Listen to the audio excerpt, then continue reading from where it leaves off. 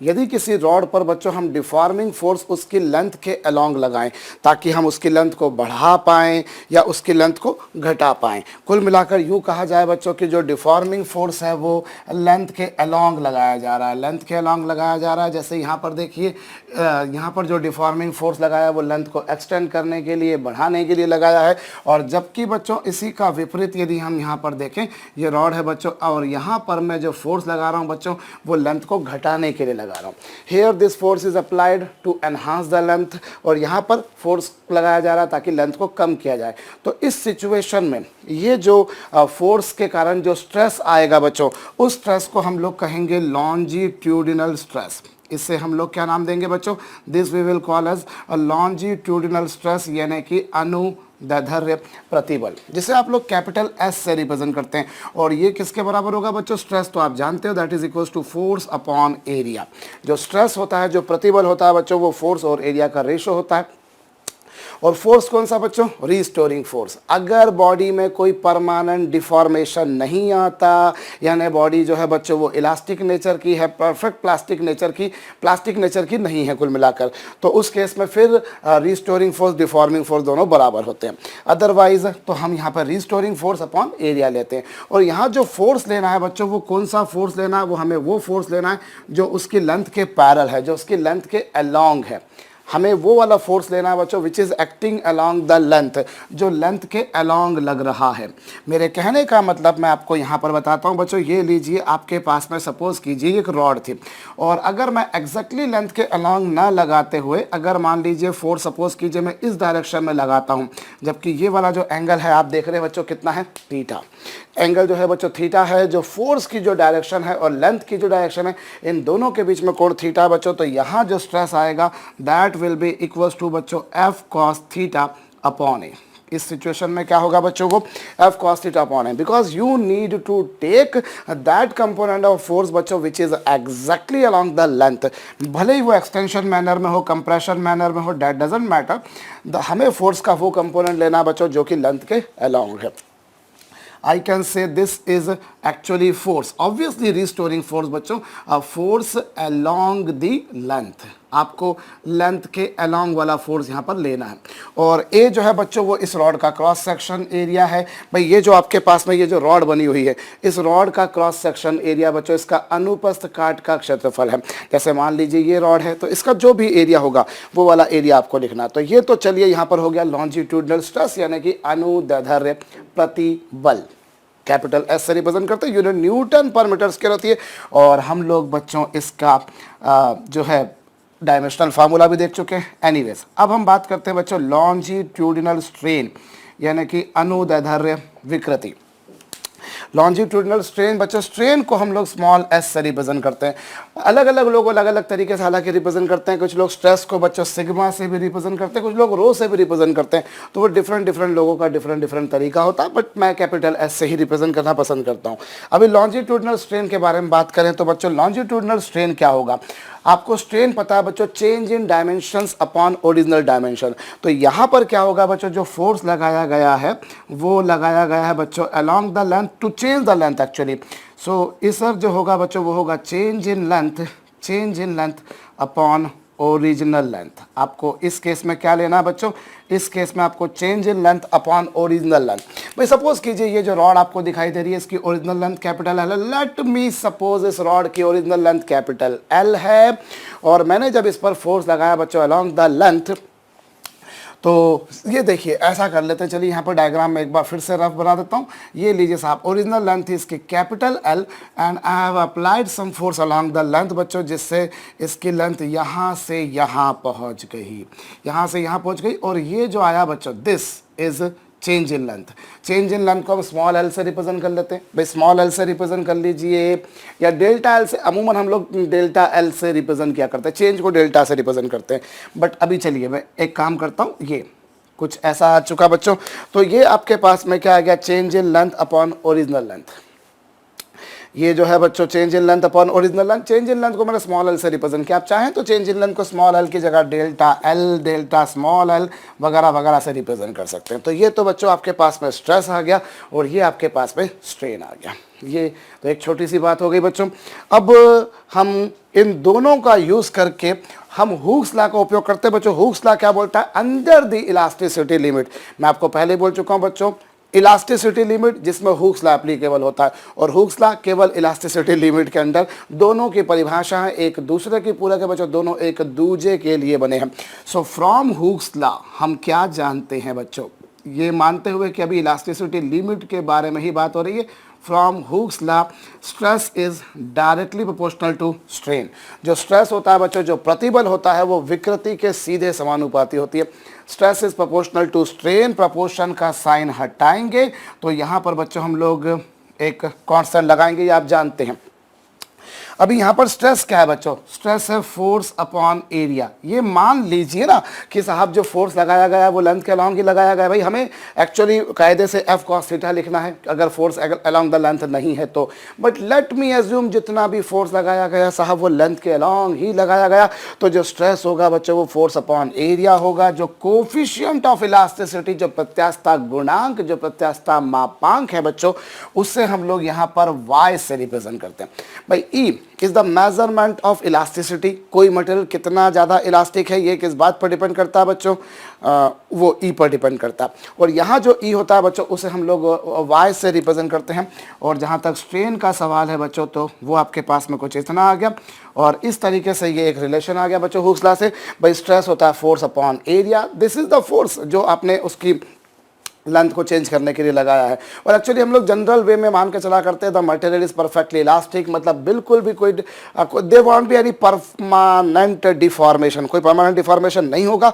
और उस केस में हम लोग रिस्टोरिंग बोले या डिफॉर्मिंग बोले, दोनों बातें सेम हो जाएंगी, अदरवाइज नहीं होती। अगर कुछ परमानेंट डिफॉर्मेशन होता है तो फिर रिस्टोरिंग अलग होता है और डिफॉर्मिंग अलग होता है, आप जानते हैं बच्चों। एनीवेज, तो ये फोर्स अपॉन एरिया आ गया। Coefficient of elasticity here we have represented by symbol y and small l upon capital L। Small l बच्चों क्या है? चेंज इन लेंथ, और कैपिटल L जो है बच्चों वो ओरिजिनल लेंथ होती है, वास्तविक लंबाई होती है। एनीवेज, ये जो भी कुछ लिखा बच्चों इसे जरूर लिख लीजिएगा। तो अब हम लोग थोड़ा सा और आगे बढ़ते हैं बच्चों, और इसी पर बेस्ड और काम की बात करें तो देखिए यहाँ से y बराबर क्या आ गया बच्चों? y बराबर आ गया F L upon A into small L. ये लीजिए साहब, ये आपके पास में आ गया बच्चों। यहाँ जो y है, इस y को हम लोग यंग्स मॉडुलस कहा करते हैं। हालांकि मैं आपको थोड़ी देर पहले भी बता चुका हूँ बच्चों कि इससे ये जो y है ये यंग मापांक है। अभी आपने थोड़ी देर पहले देखा था बच्चों inter atomic force constant, Young's modulus और इंटर पार्टिकल डिस्टेंस, इन तीनों में क्या रिलेशन होता है, that you have seen already बच्चों। तो इस तरीके से आपके पास में आ गया। ये देखिए साहब, y जो है बच्चों वो यंग मापांक है, वो यंग्स मॉडुलस है। कैपिटल F क्या है बच्चों? जो आपने फोर्स लगाया था। अच्छा, अब यहाँ पर जो आपने ये जो एक्सप्रेशन बनाया बच्चों, इस एक्सप्रेशन को हम जरा कुछ और तरीके से भी सोच सकते हैं। भाई देखिए, अगर जब मैं इस पर इसकी लेंथ में चेंज अगर निकालना चाहूँ तो आप जरा उस पर भी विचार कीजिए बच्चों। चेंज इन लेंथ क्या होगा? चेंज इन लेंथ, लंबाई में जो परिवर्तन होगा बच्चों स्मॉल एल, वो नेचुरल सी बात है बच्चों, आप जितना ज़्यादा फोर्स लगाओगे चेंज इन लेंथ उतना ज़्यादा होगा।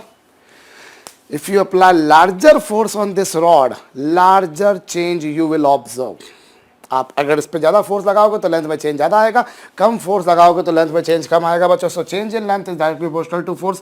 और दूसरी बात बच्चों, चेंज इन लेंथ जो होता है वो एरिया के इन्वर्सली प्रोपोर्शनल होता है। रॉड का एरिया जितना ज़्यादा होगा, इस रॉड का एरिया जितना ज़्यादा होगा बच्चों, आपको चेंज इन लेंथ उतना कम मिलेगा। भाई नेचुरल सी बात है, आपके पास में ये रॉड है। अब अगर ये पतली है तो इसको खींचना आसान है, लेकिन अगर ये मोटी है तो खींचना मुश्किल है। सो यू कैन से बच्चों जो चेंज इन लेंथ आएगा, जो लंबाई में परिवर्तन आएगा, वो एरिया के इन्वर्सली प्रोपोर्शनल होगा। भाई चेंज इन लेंथ पहली बात फोर्स के प्रोपोर्शनल है, जितना ज़्यादा फोर्स लगाओगे लेंथ में चेंज उतना ज़्यादा आएगा, एक बात। दूसरी बात, एरिया जितना ज़्यादा लोगे लेंथ में चेंज उतना कम आएगा। हाँ भाई, मोटी रॉड लोगे तो लेंथ में चेंज कम आएगा, पतली रॉड लोगे तो लेंथ में चेंज ज़्यादा आएगा। और तीसरी बात बच्चों यहाँ पर एक और हो सकती है कि अगर आपकी रॉड जो है उसकी ओरिजिनल लेंथ जितनी ज़्यादा होगी, रॉड की जो ओरिजिनल लेंथ है बच्चों वो जितनी ज़्यादा होगी, चेंज इन लेंथ भी उतना ज़्यादा होगा। भाई आपके पास में ये रॉड है, इसको आप खींचोगे लेंथ में चेंज कम आएगा, लेकिन अगर आप इसे खींचोगे तो लेंथ में चेंज ज़्यादा आएगा, क्योंकि ये लंबी रॉड है। सो चेंज इन लेंथ जो होगा बच्चों that is proportional to these three factors. और अगर मैं इन तीनों इक्वेशंस को कंबाइन कर देता हूं, combining equation number 1, equation number 2 and equation number 3, इन तीनों को यदि मिला दिया जाए बच्चों तो change in length you will find is proportional to बच्चों capital F into capital L upon A, यह आएगा। और प्रोपोर्शन का साइन हटाते हैं तो बचपन से पढ़ते हुए आ रहे हैं साहब, एक नियतांक, एक कांस्टेंट फीड किया जाता है, और यहाँ वो जो कांस्टेंट रख रहा हूँ बच्चों मैं वो रख रहा हूँ y। क्या रख रहा हूँ? y भी नहीं, एग्जैक्टली 1/y। भाई प्रपोर्शन का साइन हटाएंगे तो एक कांस्टेंट रखेंगे, तो ये लीजिए साहब मैंने एक कांस्टेंट रख दिया, और इस तरीके से बच्चों स्मॉल l की value capital F L upon A Y आ जाएगी। सो दिस इज बच्चों चेंज इन लेंथ, यानी कि लंबाई में परिवर्तन। आई रिपीट, कंबाइनिंग, तीनों इक्वेशंस को मैंने कंबाइन कर दिया बच्चों। जो चेंज इन लेंथ आ रहा है, जो लंबाई में परिवर्तन आ रहा है, वो एफ एल अपॉन ए के प्रोपोर्शन आ रहा है। प्रोपोर्शन का साइन हटाया, हमने कांस्टेंट लगाया, उस कांस्टेंट को हमने नाम दिया 1/y रखा। एक्चुअली y जो है बच्चों वो यंग्स मॉडुलस है। तो आप इस इक्वेशन को देखिए या इस इक्वेशन को देखिए, दोनों इक्वेशन बिल्कुल सेम है बच्चों। एक्चुअली इस इक्वेशन को आप ऐसा भी लिख सकते हैं, स्मॉल l बराबर क्या बच्चों, capital F capital L upon A Y. भाई यही जो समीकरण है इसे ऐसा भी लिखा जा सकता है और यहाँ पर ऐसा भी लिखा है, तो दोनों तरीके से आप काम कर सकते हैं। Either you go for using this Hooke's law और यू कैन यूज बच्चों दिस सिंपल मैथमेटिक्स आप लगा सकते हैं। मैथमेटिक्स भी नहीं, सिंपल लॉजिक कि साहब जितना ज़्यादा फोर्स लगाओगे लेंथ में चेंज उतना ज़्यादा आएगा, जितना कम फोर्स लगाओगे लेंथ में चेंज उतना कम आएगा। और दूसरी बात भैया, ओरिजिनल अगर एरिया ज़्यादा होगा तो लेंथ में चेंज ज़्यादा आएगा, सॉरी कम आएगा, वगैरह वगैरह बात ही बात है बच्चों। तो ये हमारे पास में आ गया। अब यहाँ पर हम लोग यंग्स मॉडुलस को डिफाइन कर सकते हैं। साहब कैसे डिफाइन कर सकते हैं, जरा हम लोग देखते हैं बच्चों। यहाँ पर गौर कीजिए कि अगर आप जो रॉड ले रहे हैं बच्चों उसकी लेंथ आप लीजिए 1 मीटर, ओरिजिनल जो लेंथ है उसकी वो मैंने 1 मीटर ली बच्चों, और उसका एरिया मैंने लिया 1 मीटर स्क्वायर। और बच्चों मैं क्या कर रहा हूँ, ओरिजिनल लेंथ जो ली मैंने वो कितनी ली, 1 मीटर, ओरिजिनल एरिया कितना 1 मीटर स्क्वायर लिया। और क्या करूँ बच्चों, मैं यहाँ पर स्मॉल एल को मैं चलिए एक काम करता हूँ, कितना लेना चाहिए, मैं अगर इसे ले लेता हूँ 1 सेंटीमीटर, 1 मिनट के लिए इसे अपन ने 1 सेंटीमीटर मान लिया चलिए, या अपन एक काम करते चलिए चेंज इन लेंथ को भी हम 1 मीटर ले लेते हैं। ये लीजिए साहब, हालांकि इट इज़ वेरी डिफिकल्ट कि ओरिजिनल लेंथ 1 मीटर थी और खींच के भी 1 मीटर और बढ़ा दिया आपने, प्रायोगिक रूप से थोड़ा सा कठिन है बट चलिए माना आपने। तो उस केस में क्या होगा बच्चों, उस केस में y बराबर होगा कैपिटल एफ इंटू 1/1 इंटू 1, मतलब y बराबर किसके हो गया बच्चों, कैपिटल एफ के। So you can say Young's modulus of any material, Young's modulus of any material is defined as the force required to change length of a rod of length 1 meter and cross section area 1 meter square by 1 meter। अगर हम 1 metre लंबी छड़ जिसका area of cross section 1 metre square है कि length को 1 metre change करें तो जितना फोर्स लगता है उस फोर्स को हम लोग बच्चों बोला करते हैं Young's modulus. This is the best way of defining any physical quantity. जिस किसी क्वांटिटी की आपको डेफिनेशन पूछी बच्चों, आप उसको छोड़कर बाकी सबको 1 पुट करने की कोशिश कीजिए। आई रिपीट बच्चों, if a rod of length 1 metre and cross sectional area 1 meter square is stretched in a manner so that its length is extended by 1 meter, so that its length is extended by 1 meter, then what change in then what force is required, कितना force लगता है, उसे हम बोला करते हैं बच्चों Young's modulus. उसे आप क्या नाम देंगे, यंग मापांक। तो ये एक छोटी सी बात है बच्चों, और नेचुरल सी बात है कि अगर मान लीजिए किसी केस में फोर्स ज़्यादा लगता है तो उस केस में y ज़्यादा आएगा। भाई आप 2 रॉड ले रहे हो, दोनों की दोनों सारी कंडीशन आप सेम रखो 1 मिनट के लिए। आप 2 अलग अलग मटेरियल की रॉड लो बच्चों, यहाँ पर आप 2 अलग अलग मटेरियल की रॉड लो, और आप जरा समझना, हम इसको 2 तरीके से समझ सकते हैं बेटा। लोगों में बार बार आपको इसके इंटरप्रिटेशन के बारे में बता रहा हूँ, क्योंकि बार बार लोगों के जहन में आता है कि साहब जिसको आसानी से आप एक्सटेंड कर सकते हो वो इलास्टिक है। इलास्टिक मतलब ये नहीं होता बच्चों, इलास्टिक का मतलब होता है जब आपने डिफॉर्मिंग फोर्स हटा दिया तो ओरिजिनल शेप साइज में आना, वो इलास्टिक होता है। या जिसको डिफॉर्म करना जितना मुश्किल होगा वो उतना ज़्यादा इलास्टिक। सीधी सीधी बात है, मैंने आपको कोलिजन का एग्जांपल बताया था कि अगर कोई 2 बॉडीज़ कोलिजन करती हैं, कोलिजन करने के बाद उनके दौरान अगर वो डिफॉर्म होती हैं, अगर वो डिफॉर्म होती हैं, जैसे कि ये देखिए डिफॉर्म हुई, तो फिर ये इलास्टिक नहीं होगी। लेकिन अगर ये बिल्कुल डिफॉर्म नहीं होती तो फिर ये इलास्टिक है। ये एक जनरल फैक्ट है बच्चों। Anyways, so that what I am telling you people. अभी यहाँ पर एक काम करते हैं हम, ये तो मेरे ख्याल से आप लोगों ने कर लिया होगा, और अगर नहीं करा है तो वीडियो को पॉज करके कर लीजिएगा बच्चों। अब मेरी बात सुनिए, मैं दो तरीके से आपको बताता हूँ। देखिए, हम लोग यहाँ पर अगर ये एक्सप्रेशन आपके पास में है बच्चों, y बराबर capital F capital L upon A into L। अब आप एक काम कीजिए, आप दो अलग अलग मटेरियल की रॉड लीजिए। सपोज कीजिए आपने दो अलग अलग मटेरियल की रॉड ली, मान लीजिए, और दोनों की सारी चीज़ें सेम, दोनों का कैपिटल L सेम, दोनों का A सेम, दोनों का स्मॉल l सेम, सेम रखिए भाई। जितनी लेंथ पहली वाली रॉड के ली उतनी लेंथ दूसरी रॉड के लिए, दोनों का एरिया भी सेम। बाई चांस मैंने जो एग्जांपल लिया उसमें सेम नहीं है, बट लेट अस अज्यूम कि दोनों के area of cross section same, और दोनों को बराबर एक्सटेंशन देते हो, चेंज इन लेंथ भी बराबर देते हो, तो उस केस में आपको पता है बच्चों y जो है वो, आपको पता है बच्चों y जो है वो f के प्रोपोर्शनल होगा, y f के प्रोपोर्शनल होगा। मतलब जितना ज़्यादा f उतना ज़्यादा y, और जितना ज़्यादा y मटेरियल उतना ज़्यादा इलास्टिक। अगर f ज़्यादा है तो मटेरियल, f अगर ज़्यादा है बच्चों तो y ज़्यादा होगा, अगर f ज़्यादा है तो y ज़्यादा होगा, और y ज़्यादा होगा तो मटेरियल ज़्यादा इलास्टिक नेचर का होगा, लाजमी है बच्चों। सो जिस केस में ज़्यादा फोर्स लग रहा है, that object which is requiring more deforming force will be more elastic. जबकि हमारे दिमाग में क्या आता है, अरे यार ये ज़्यादा इलास्टिक है, क्यों? क्योंकि इसको खींचना आसान है। इसको खींचना आसान है इसलिए इलास्टिक नहीं है बच्चों, इसको खींचने के बाद ये ओरिजिनल लेंथ में आ जाता है। इसको खींचना मुश्किल है, लेकिन दूसरी बात ये ओरिजिनल शेप में नहीं आ पाता है। बात ये है, जिसमें डिफॉर्मिंग फोर्स ज़्यादा लगता है बच्चों वो ज़्यादा इलास्टिक है। आप यहाँ पर देखिए भाई, आपने दो रॉड ली, दोनों का कैपिटल एल सेम, दोनों का ए सेम, दोनों का small L, change in length भी दोनों को सेम इम्पार्ट किया, तो आप देखिए वाई जो है बच्चों वो एफ के प्रोपोर्शनल है। क्लियर कट दिख रहा है हमको यहाँ पर से? तो ये एक बात है। अच्छा, दूसरा अगर हम एक काम करें, अब यही एक्सप्रेशन में मैं वापस से एक दूसरे तरीके से चलता हूँ, capital F capital L A small L. अब आप कुछ उल्टा भी सोच सकते हैं बच्चों। अगर आप सपोज कीजिए, चलिए दो रॉड लिया आपने, दोनों की लेंथ सेम, दोनों का एरिया सेम, और दोनों को सेम फोर्स भी सेम दिया, you have given same force to them, आपने दोनों पर समान फोर्स लगाया, तो आप क्या पाओगे बच्चों? यहाँ से आप देखोगे कि स्मॉल एल जो है बच्चों वो वाई के इन्वर्सली प्रोपोर्शनल है, और जो ज़्यादा इलास्टिक मटेरियल होगा उसका वाई ज़्यादा होगा, और जिसका वाई ज़्यादा होगा उसका स्मॉल एल यानी कि चेंज इन लेंथ कम होगा। I repeat, I have taken two rods of identical dimensions, that is their length are same, their area are same, and let us suppose that same deforming force is applied on both of them. दोनों पर बिल्कुल समान विकृत बल आरोपित किया गया। In that situation, what I see that बच्चों these two quantities will become inversely proportional to each other. So if a material is more elastic, then its y will be more, and if y will be more, then small l will be less. मतलब ज़्यादा elastic material की length में change कम आएगा, और कम elastic material की length में change बच्चों ज़्यादा आएगा।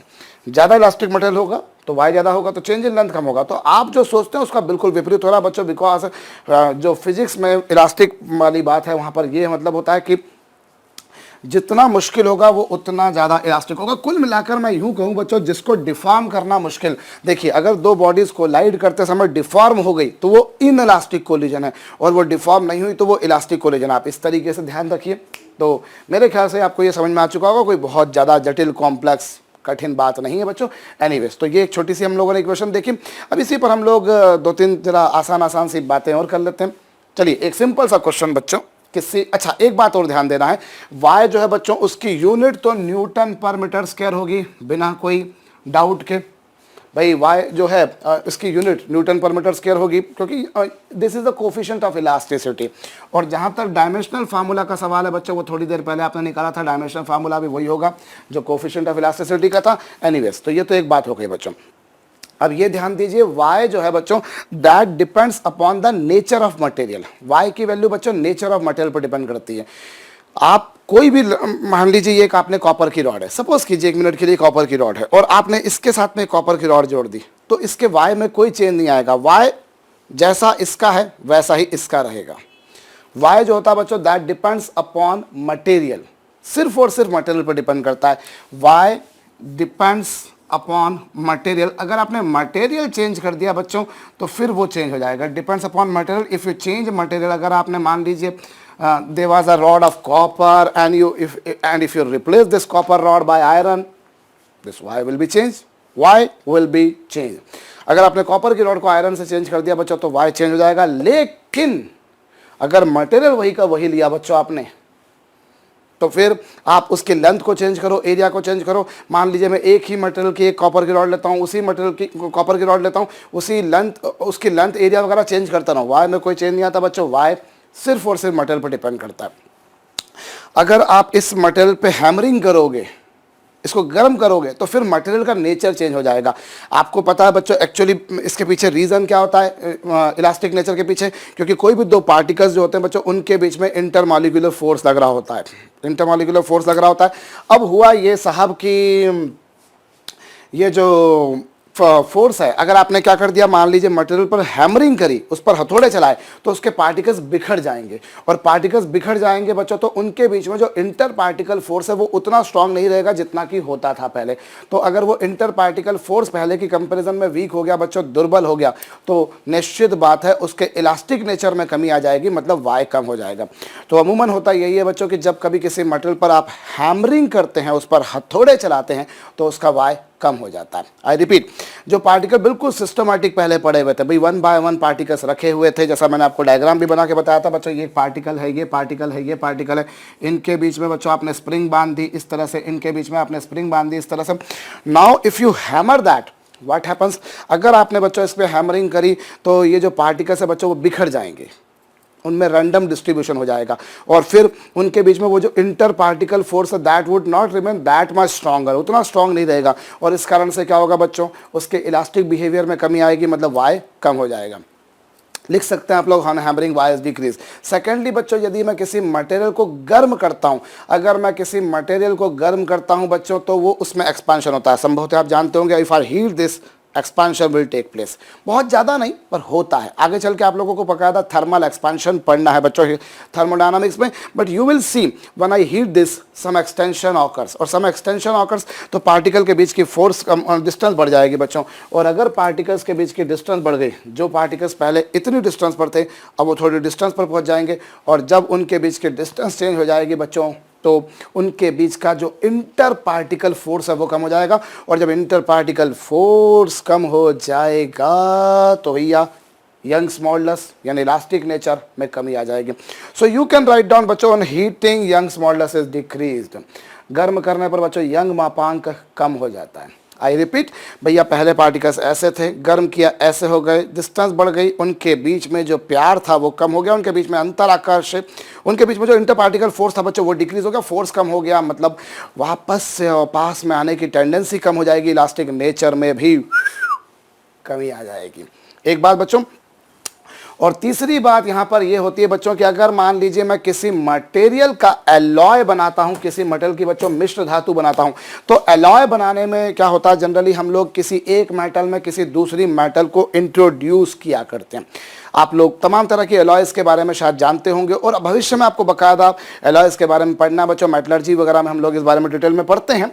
बट एलॉय बनाने में बेसिकली क्या होता है, जैसे आपने एलॉय बनाया बच्चों, तो उसमें बेसिकली होता ये है कि हम किसी एक मेटल में, कोई एक मेटल है मान लीजिए, ये मेटल के आइटम्स थे, उसमें किसी दूसरी मेटल को हम इंट्रोड्यूस कर देते हैं, उसमें किसी दूसरी मेटल को इंट्रोड्यूस कर देते हैं, तो पार्टिकल्स और ज़्यादा पार्टिकल्स आ जाते हैं, और ज़्यादा पार्टिकल्स आ जाने से इंटर पार्टिकल फोर्स और ज़्यादा स्ट्रांग हो जाता है. और जब इंटर पार्टिकल फोर्स और ज़्यादा स्ट्रांग हो जाएगा तो ओरिजिनल टेंडेंसी को बनाए रखने की या it will require more deforming force, and if a material requires more deforming force, अभी आपने देखा बच्चों वो मटेरियल ज़्यादा इलास्टिक हो जाता है. सो दिस इज अनदर थिंग बच्चों ऑन एलॉय फॉर्मेशन. मिश्र धातुओं के निर्माण करने में बच्चों प्रत्यास्था के मान में वृद्धि होती है, इलास्टिक नेचर बढ़ता है, यंग्स मॉडुलस बढ़ता है. So these are the 3 common most important factor बच्चों विच इन्फ्लुएंस यंग्स मॉडुलस. बच्चों ये जो इलास्टिसिटी आप लोग पढ़ रहे हैं ये खूब बड़ा एक अपने आप में एक सब्जेक्ट हो सकता है, क्या होता है. सिविल इंजीनियरिंग, मैकेनिकल इंजीनियरिंग में आप लोगों को इसके बारे में खूब पढ़ने को मिलेगा, खासतौर पे आप जब मटेरियल्स पढ़ते हैं, strength of material, technics of material, जिनको हम लोग एब्रेविएशन देते हैं SOM, सोम, स्ट्रेंथ ऑफ मटेरियल, टोम, technics of material, technology of material भी बोला जाता है.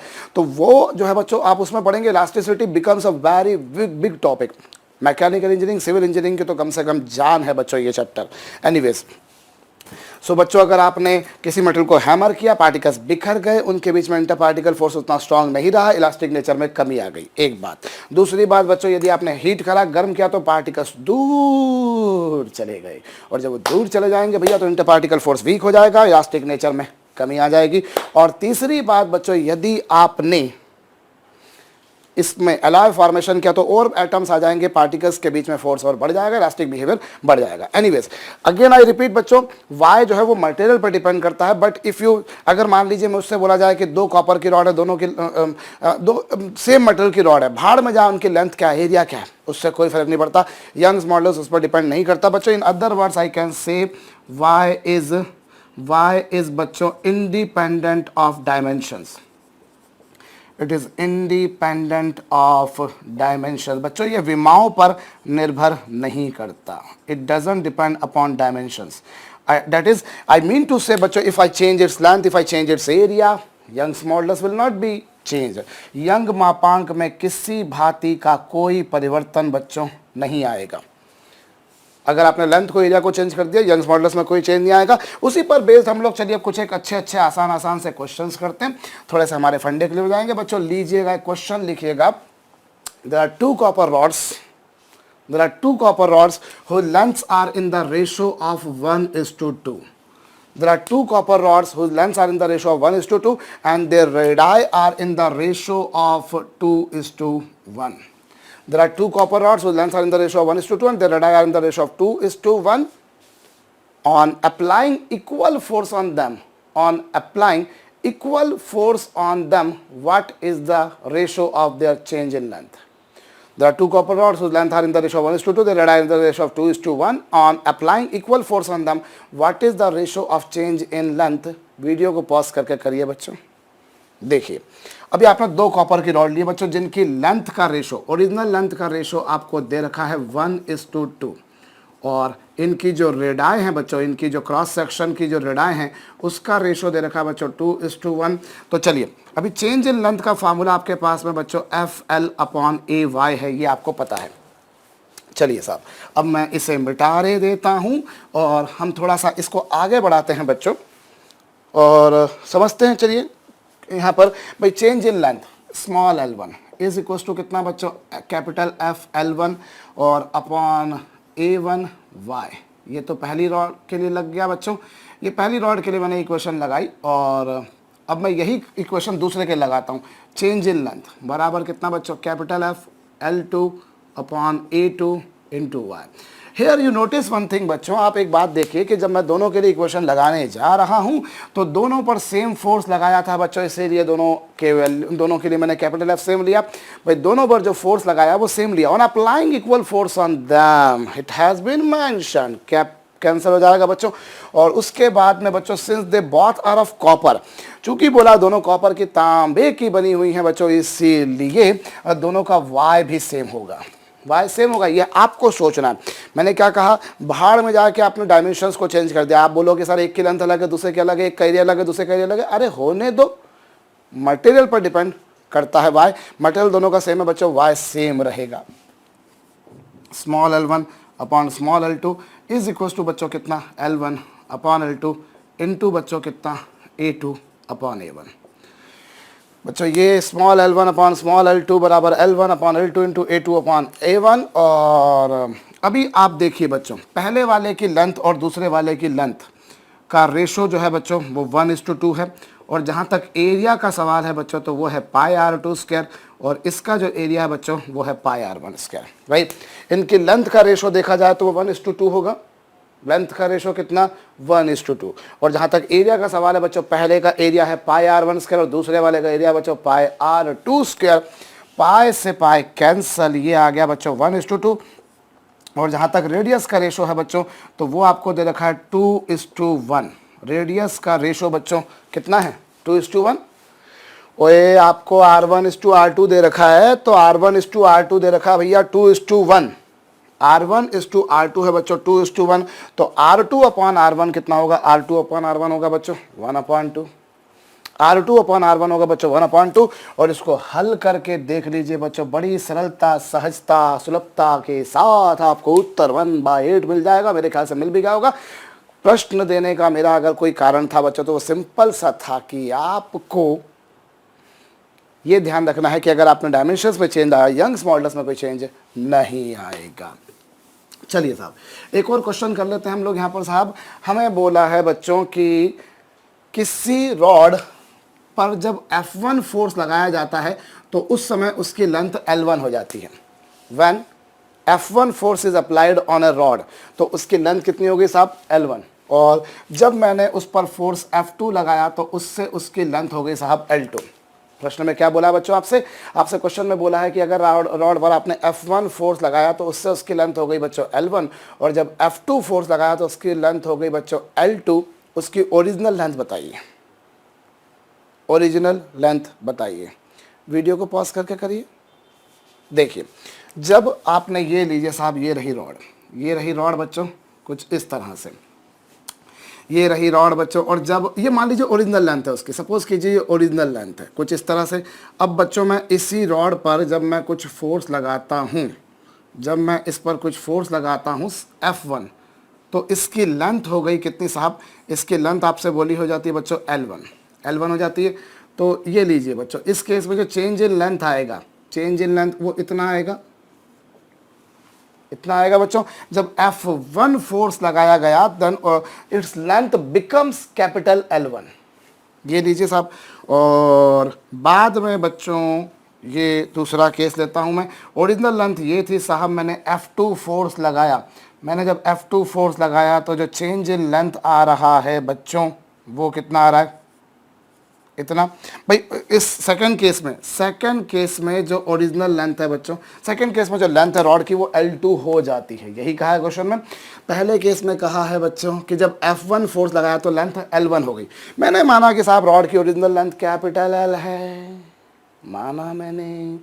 अब भैया जब मैंने उस पर F1 फोर्स लगाया तो उसकी लेंथ L1 हो गई, तो चेंज इन लेंथ इतना आ चुका।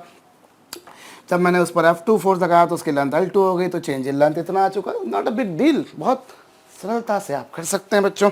तो ये लीजिए साहब, अब आपको ओरिजिनल लेंथ पूछी है, चलिए कोशिश कर लेते हैं, हो सकता है हमसे बन जाए। भाई यहाँ हम अगर ध्यान दें तो चेंज इन लेंथ पहले वाले केस में बच्चों जो चेंज इन लेंथ आ रहा है वो डायग्राम से आपको नजर आ रहा है बच्चों, कैपिटल L1 माइनस L आ रहा है। अरे भाई जब आपने ये वाला फोर्स लगाया तो लेंथ हो गई L1, original length capital L suppose करी, तो जो चेंज इन लेंथ आ रहा है बच्चों डायग्राम से समझ में आ रहा है कि वो L1 माइनस L होगा। और दूसरे केस में बच्चों जब आपने फोर्स लगाया तो यहाँ जो चेंज इन लेंथ आपको डायग्राम से बिल्कुल स्पष्ट नज़र आ रहा है बच्चों, वो L2 माइनस L होगा। भाई ओरिजिनल लेंथ कैपिटल L थी, बाद में L2 हो गई, तो चेंज इन लेंथ बच्चों L2 माइनस L आ गया। अब आपको पता है बच्चों चेंज इन लेंथ का फार्मूला, चेंज इन लेंथ का फार्मूला क्या बच्चों? अभी आप देखते आ रहे हैं FL अपॉन AY, यही आ रहा है। स्मॉल l बराबर कितना बच्चों? कैपिटल L और capital F capital L upon AY। अब पहले केस में जो चेंज इन लेंथ है बच्चों वो L1 माइनस L है। फोर्स आपने F1 लगाया, ओरिजिनल लेंथ ये रही और एरिया ये और यंग्स मॉडुलस ये। और दूसरे केस में बच्चों L2 माइनस L और ये बच्चों F2 और ओरिजिनल लेंथ ये है बच्चों, एरिया ये है, यंग्स मॉडुलस ये है। होप आपको बात समझ में आई है बच्चों। पहले केस में चेंज इन लेंथ कितनी आ गई? L1 माइनस L बराबर FL अपॉन AY। दूसरे केस में भी वही, रॉड तो वही की वही है, दोनों केस में क्रॉस सेक्शन एरिया सेम रहेगा। और दोनों का रेशो ले लीजिए, दोनों का अनुपात ले लीजिए साहब। दोनों का रेशो लोगे AY कैंसल, L कैंसल।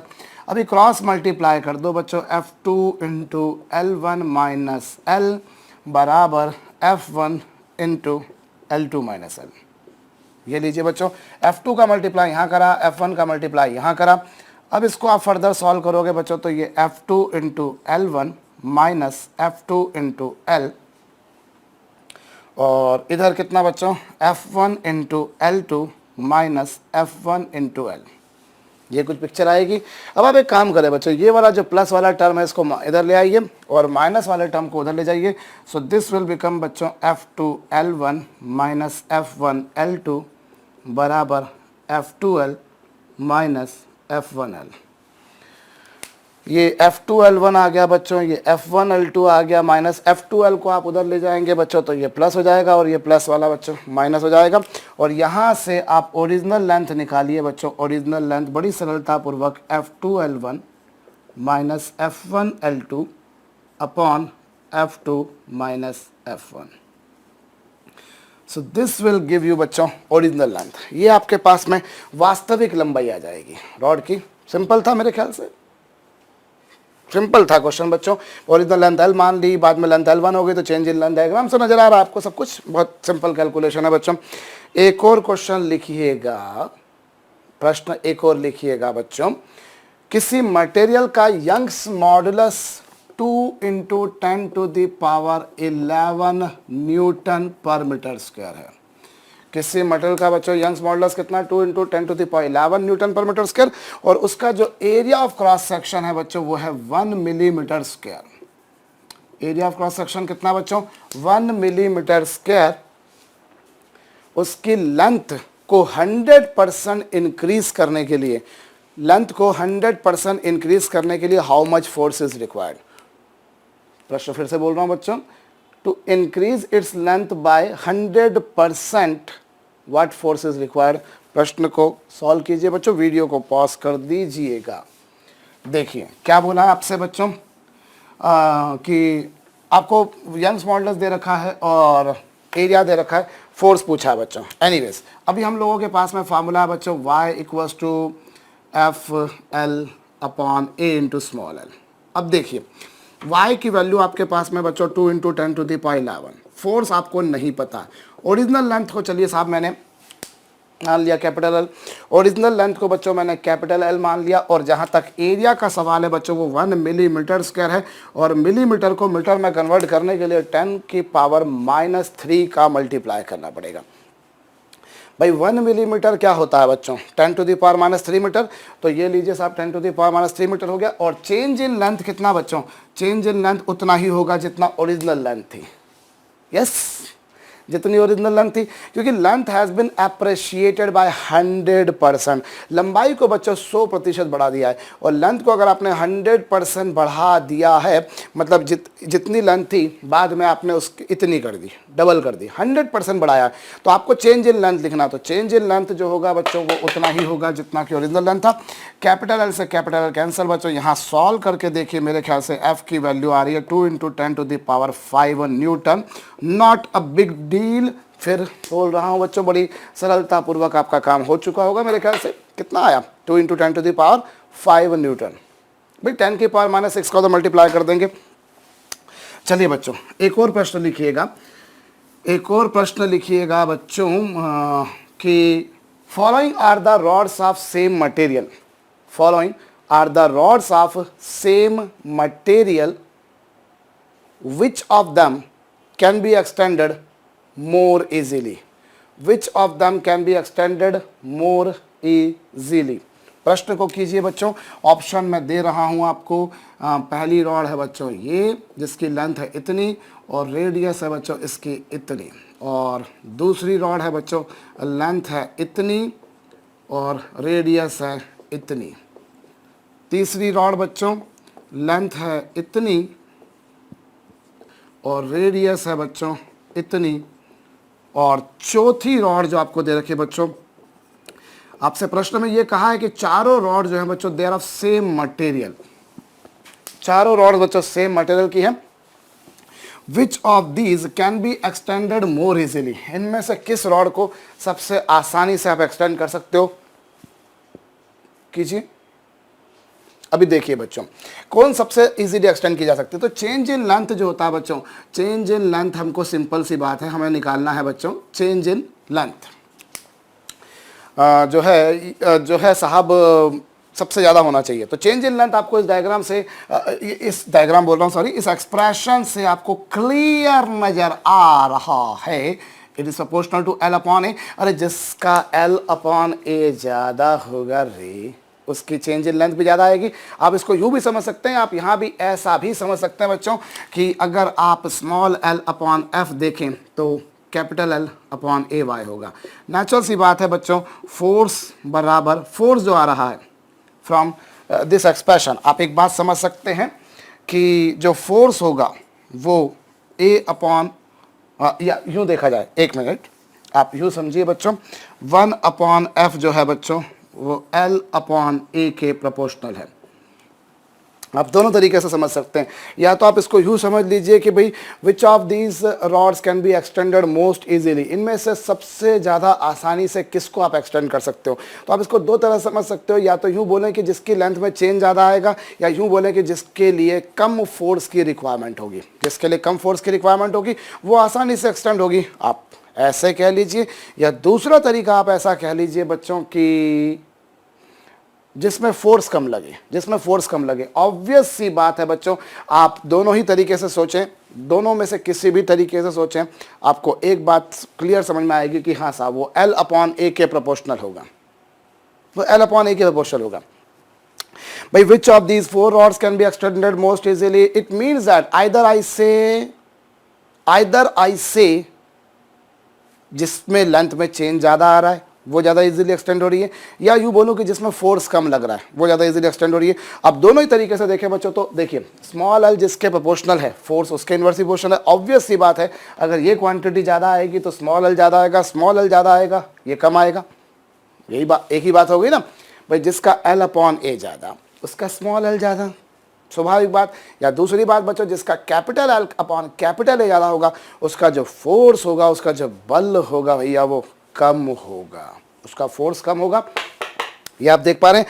तो इसी आधार पर हम लोग समझ सकते हैं बच्चों, हम एक काम करते हैं, हम चारों का लेंथ अपॉन एरिया निकालते हैं। लेंथ अपॉन एरिया पहले वाले का कितना होगा बच्चों, लेंथ अपॉन एरिया ये लीजिए साहब, कुल मिलाकर ये सर्कुलर क्रॉस सेक्शन है पाई आर स्क्वायर, पहले वाले का ये आ गया।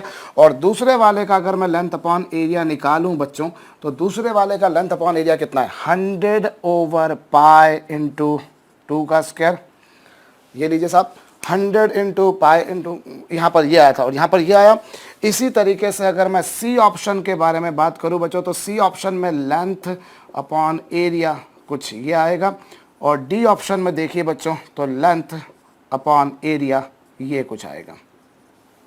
आई रिपीट, यदि मैं ऑप्शन ए के बारे में बात करता हूं तो लेंथ अपॉन एरिया ये आया। भाई लेंथ कितनी थी 100 और area pi r square, length कितनी थी इतनी और एरिया कितना यहाँ पर। होप सारी पिक्चर क्लियर हुई होगी।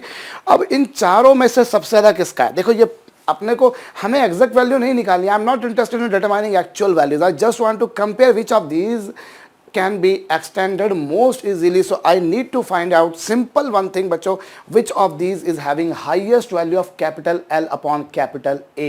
इनमें से किस में capital L upon capital A की वैल्यू ज़्यादा होगी बच्चों। अगर इन चारों को देखा जाए तो किसकी ज़्यादा मिल रही है, इसमें देखिए, इसमें देखिए, इसमें देखिए, इसमें देखिए, चारों में सबसे ज़्यादा किसकी मिल रही है, 100/पाई आ रहा है, इसमें 100/25 सॉरी 2 का स्क्वायर 4 हो जाएगा, 4 मतलब 25/पाई, यहाँ पर 50/पाई और यहाँ पर 200/पाई। ऑब्वियसली बात मुझे क्लियर नजर आ रही है कि option D is having highest value.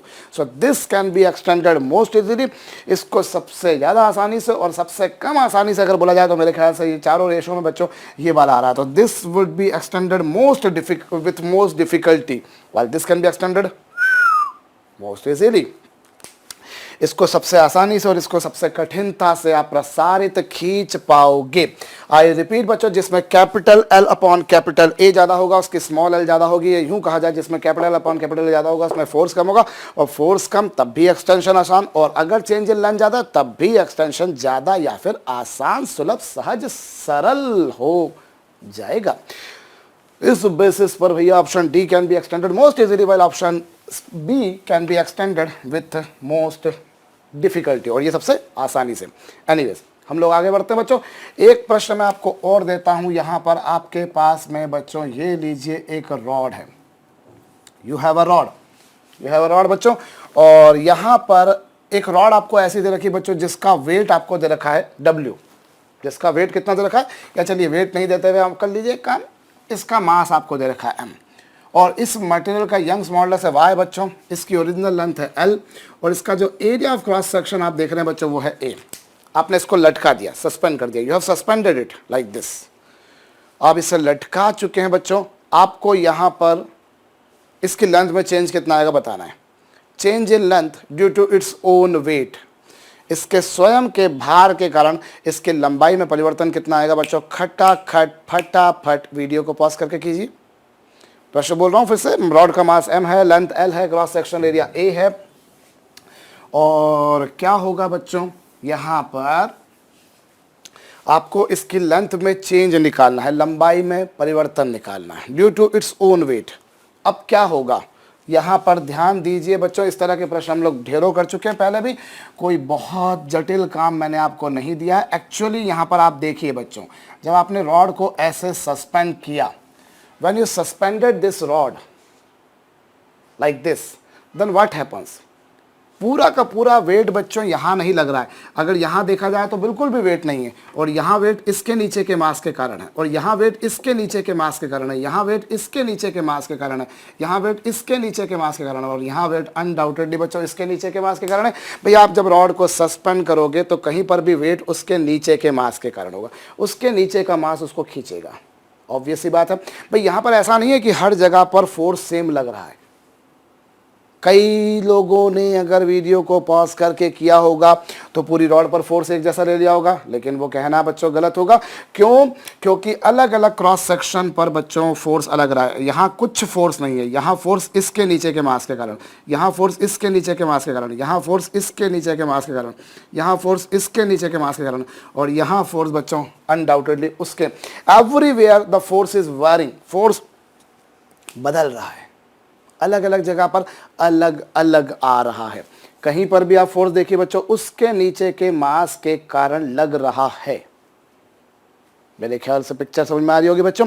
सो यहां क्या हुआ साहब, जब आपने फोर्स निकालना था, तो अब आप देखिए काम कीजिए ना। पहली बात तो ये बच्चों, फिर वही घिसी पिटी सी बात होगी, हम लोग ढेरों सम्स ऐसे कर चुके हैं कि एल लेंथ का मास अगर m है या स्मॉल m है, जो मर्जी ले लीजिए, तो यूनिट लेंथ का मास कितना होगा? यूनिट लेंथ का मास होगा साहब m/l, जिसे हम लोगों ने लेमडा से रिप्रेजेंट कर दिया। अब हम यहाँ पर एक काम करते हैं बच्चों, एक छोटा सा पार्ट लेते हैं, ये वाला एक छोटा सा पार्ट लेते हैं ऐसा, जिसकी ओरिजिनल लेंथ, इसकी लेंथ को हम dx मान लेते हैं। यहाँ से x दूरी पर, यहाँ से x हाइट पर छोटा सा पार्ट मैंने dx लेंथ का सपोज कर लिया साहब, तो उसका जो मास होगा वो क्या होगा? उसका जो मास होगा बच्चों dx लेंथ का मास, dx लेंथ का जो मास होगा बच्चों, या dx लेंथ का मास नहीं मुझे निकालना, मुझे तो एक काम करना है बच्चों,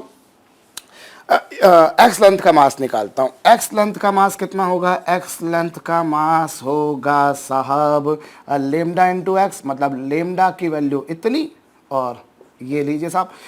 एक्चुअली में क्या होगा बच्चों, ये जो पार्ट आप देख रहे हैं, इस पार्ट पर जो फोर्स लग रहा है वो इसके नीचे के कारण लग रहा है।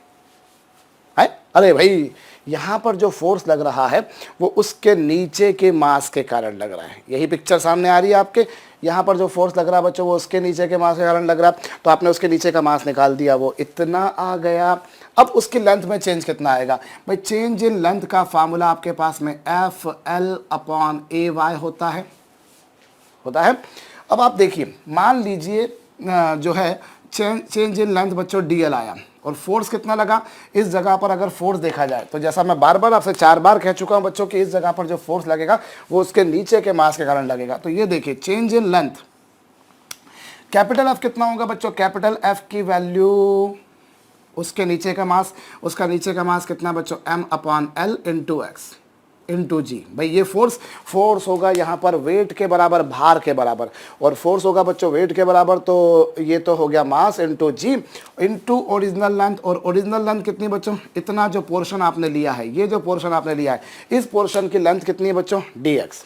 और एरिया तो थ्रू आउट द रॉड बच्चों सेम है, और y जो है बच्चों वो यंग्स मॉडुलस है, यंग मापांक है। कैपिटल F की वैल्यू बच्चों m/l इंटू एक्स इंटू जी। भाई उसके नीचे का मास कितना? उसके नीचे का मास इतना इंटू जी, वेट हो गया बच्चों। और ये जो रॉड आपने लिए, छोटी सी जो रॉड लिए बच्चों, इसकी ओरिजिनल लेंथ कितनी है? dx/ay। तो इस तरीके से बच्चों अगर आप टोटल चेंज इन लेंथ निकालना चाहते हैं तो ऐसी छोटी छोटी लेंथ में चेंज निकालेंगे। भाई आपने यहाँ पार्ट लिया, उसकी लेंथ में देखिए, मैं एक काम करूँ, मैं इसे मिटा कर फिर से बनाता हूँ। देखिए आप क्या करेंगे बच्चों, और टोटल लेंथ में चेंज निकालना है तो आप ऐसे 1 बाय 1 छोटा छोटा पार्ट लेंगे। आप यहाँ पर इस वाले पार्ट की लेंथ में कितना चेंज आया, फिर इस वाले पार्ट की लेंथ में चेंज कितना आया, फिर इस वाले पार्ट में लेंथ में चेंज कितना आया, फिर इस वाले में कितना आया, इस तरह से निकालते जाएंगे। तो टोटल चेंज इन लेंथ आपके पास में आ जाएगी बच्चों, ये लीजिए, और m into G into X upon A Y into L into D X, ये आ गया बच्चों। और आप कहाँ से कहाँ तक जाएंगे, you will take first cross section here and finally here. आप क्या करेंगे, पहला क्रॉस सेक्शन आपने यहाँ लिया, फिर अगला क्रॉस सेक्शन आपने यहाँ लिया, फिर अगला क्रॉस सेक्शन यहाँ लिया, फिर अगला क्रॉस सेक्शन आपने यहाँ लिया, और फाइनल क्रॉस सेक्शन आपने यहाँ लिया। मतलब कुल मिलाकर you will integrate from 0 to capital L. First cross section you people will take here, then here, then here, then here, then here, then here, then here, then here, then finally here.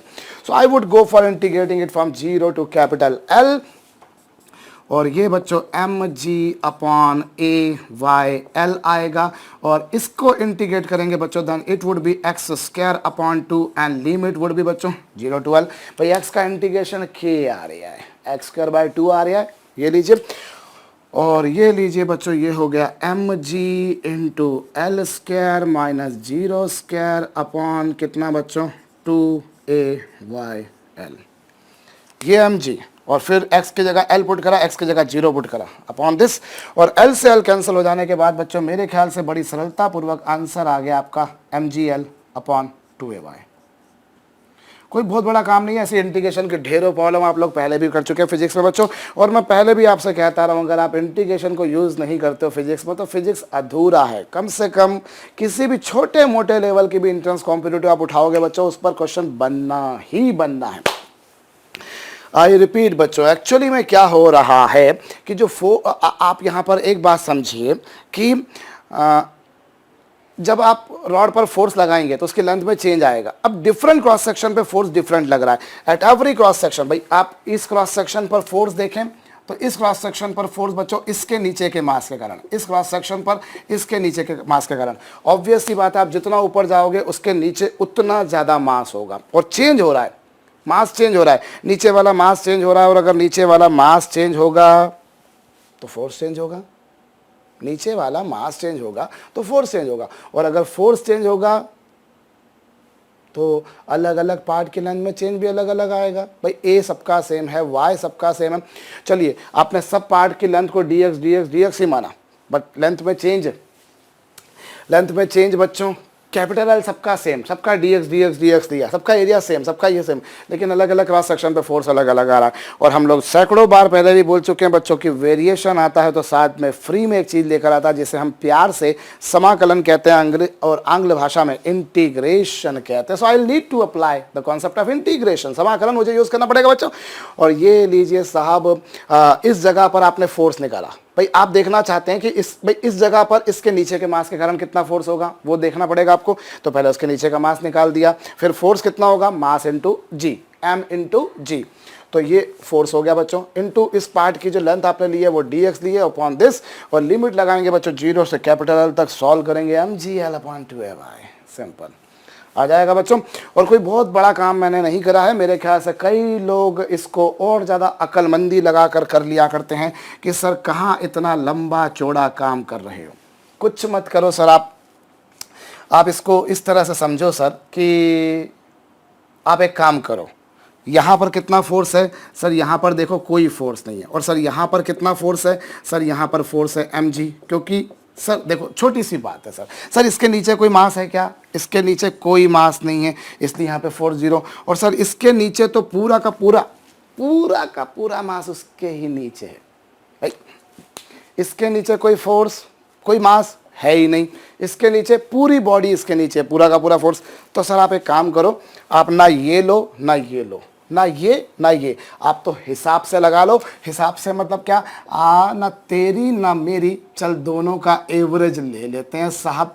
ये लीजिए साहब, sir मैंने तो average लिया, भाई नीचे कोई force नहीं था, ऊपर पूरी की पूरी रॉड उसके नीचे थी। सो इस तरह से चेंज इन लेंथ निकालना है, चेंज इन लेंथ बच्चों FL अपॉन AY, और यहाँ रख कर देखिए तो फोर्स कितना बच्चों, फोर्स आ गया mg अपॉन 2, फिर ओरिजिनल लेंथ ये लीजिए बच्चों, ओरिजिनल लेंथ ये रही और अपॉन ए वाई, और इस तरह से इसको सॉल्व करके देखिए बच्चों, वही का वही उत्तर आ रहा है जो मैंने इतना सारा लंबा चौड़ा इंटीग्रेशन करके लाया है।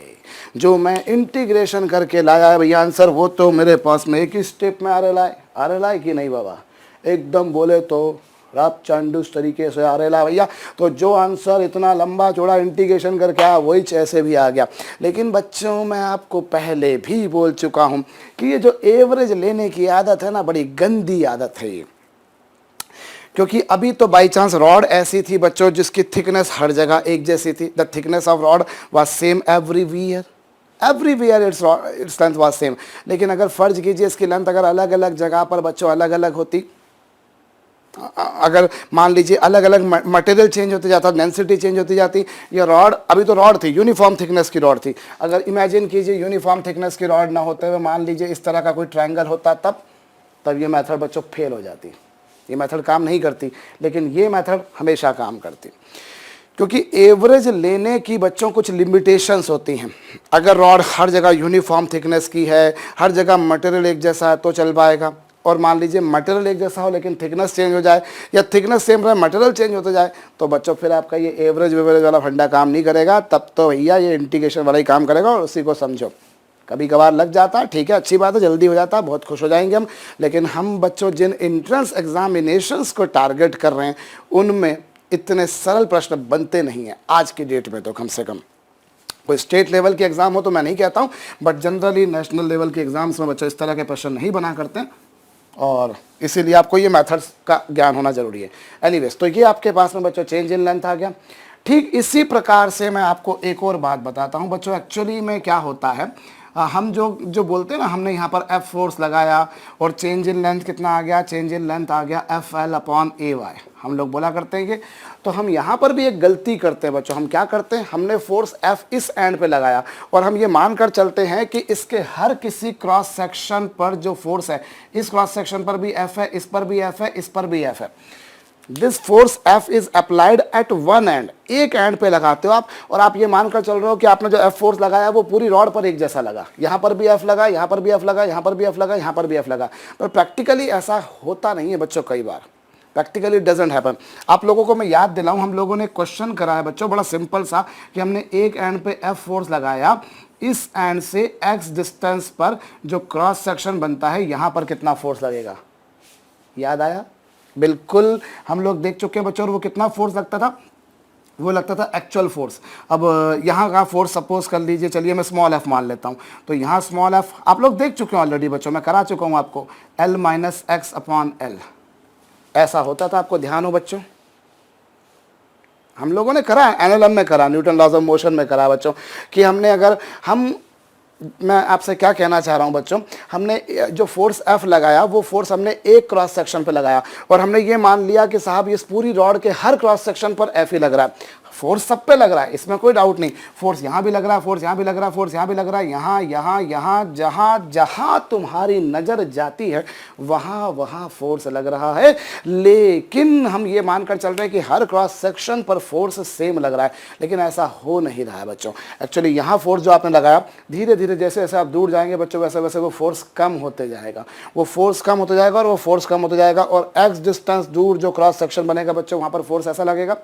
आपको अगर याद हो, ये बात हम लोग देख चुके हैं, ये हम लोग देख चुके हैं बच्चों। तो एनीवेज अभी मैं आगे बढ़ रहा हूँ बच्चों, उससे पहले मैं बता दूं, पिछले सम को हम लोग एवरेज वाले फंडे से किए, इस फंडे से किए, तो चेंज इन लेंथ जो आएगा वो इतना आएगा। यहाँ किसी किसी को ऑब्जेक्शन होता है, सर ऐसे तो अगर हम किसी रॉड को लटकाएं तो उसकी लेंथ तो बढ़ेगी सर, ऐसे बढ़ जाएगी। बिल्कुल सही बात है बच्चों, उसकी लेंथ ऐसे बढ़ जाएगी, लेकिन प्रैक्टिकली ऐसा होता नहीं है बच्चों, ऐसा होता नहीं है एक्चुअली, क्योंकि जो मटेरियल होता है जिसको आपने लटकाया, जैसे आपने मान लीजिए आपकी छत पे पंखा ही लटका रखा है, सीलिंग फैन, तो आप देखें तो सीलिंग फैन की लेंथ बढ़ जाएगी, पर बच्चों एक्चुअली सीलिंग फैन जिस मटेरियल का बना है उसका वाई इतना ज़्यादा है, इतना ज़्यादा है, इतना ज़्यादा है कि उसकी लेंथ में चेंज लगभग ना के बराबर आता है, which is not able, which we people are not able to measure, हम उसे मेजर नहीं कर पा रहे हैं। अदरवाइज लेंथ में चेंज आ रहा है। आपने जब पंखे को लटकाया भैया, तो आज से 10 साल बाद, 20 साल बाद, 30 साल बाद, 50 साल बाद ऑफ कोर्स आप पाएंगे कि उसके लेंथ में कुछ ना कुछ चेंज आएगा, अवश्यम भावी रूप से आएगा बच्चों। पर वो चेंज इतना कम आता है, इतना कम आता है कि आप उसको मेज़र नहीं कर पा रहे, क्योंकि मटेरियल का जो वाई है वो बहुत ज़्यादा है। और आप देख रहे हैं बच्चों, ये जो चेंज इन लेंथ है और वाई जो है, इन दोनों की तो भैया फाइटिंग रहती है। जितना ज़्यादा होगा मटेरियल इलास्टिक, वाई उतना ज़्यादा होगा और एल उतना ही कम होगा। तो यूँ कह सकता हूँ बच्चों, जो हम मटेरियल सस्पेंड करते हैं छतों पर, उनका वाई काफ़ी ज़्यादा होता है और उनकी लेंथ में चेंज बच्चों बहुत अल्प मात्रा में आता है, बहुत कम मात्रा में आता है।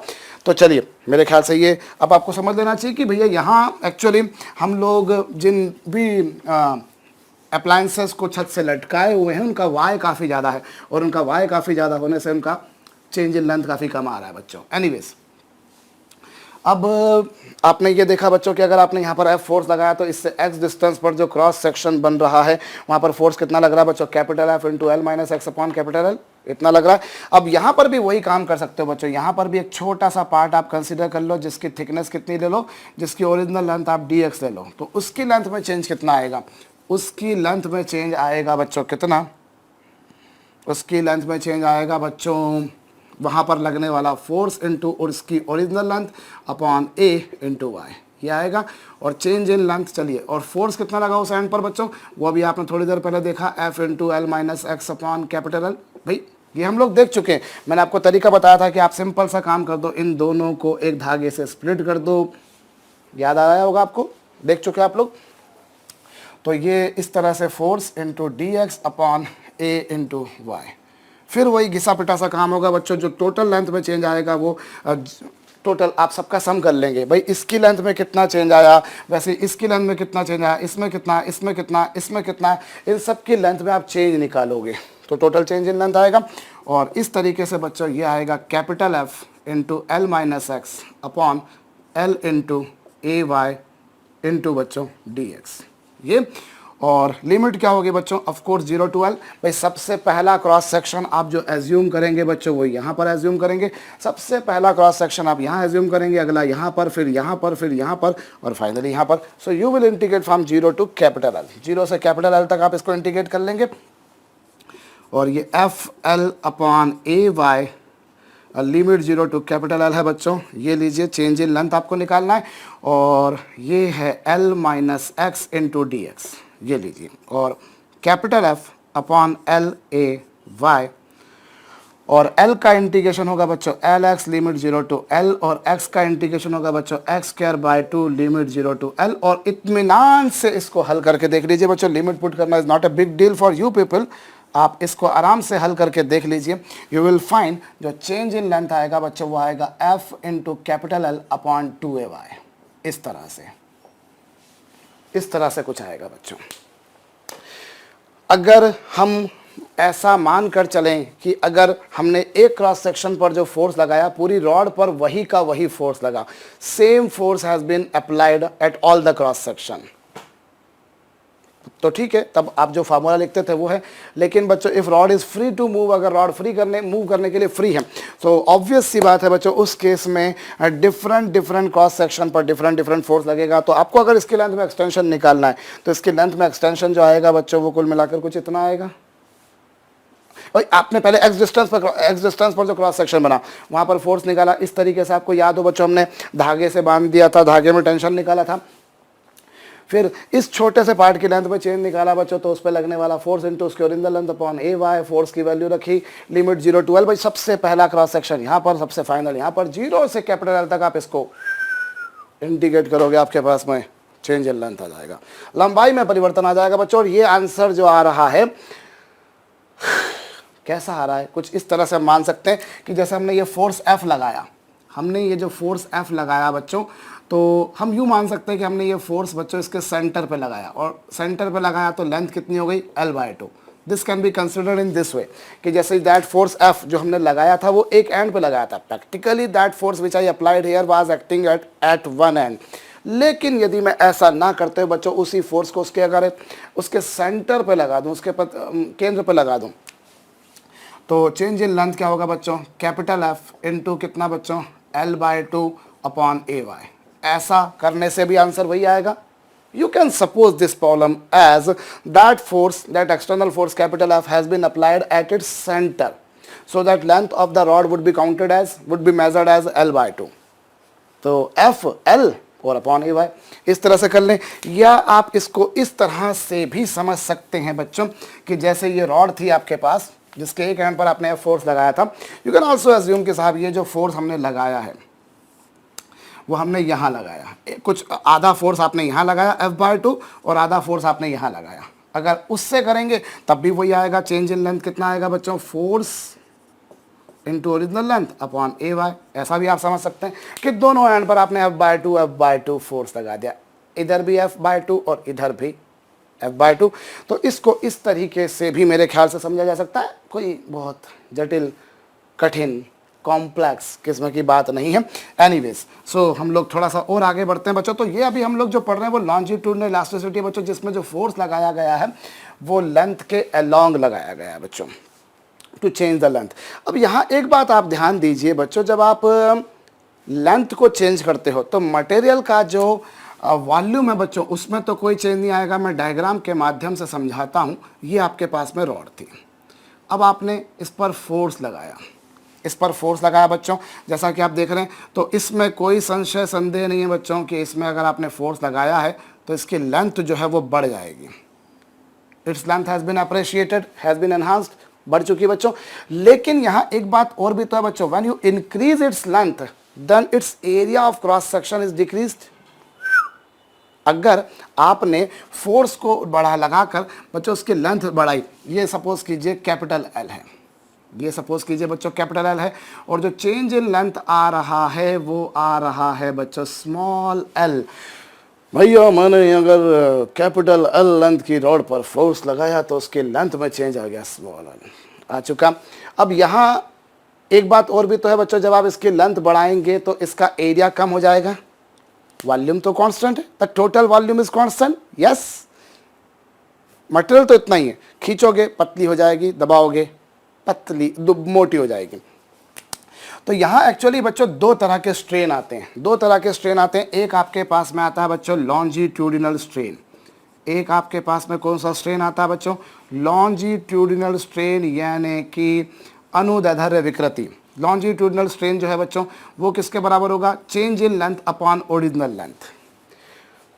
लॉन्जिट्यूडिनल स्ट्रेन को आप इस तरह से बोल सकते हो बच्चों, it is defined as the strain along the length, strain along length, length के अलोंग जो स्ट्रेन आया बच्चों उससे आप लॉन्जिट्यूडिनल स्ट्रेन कह सकते हो।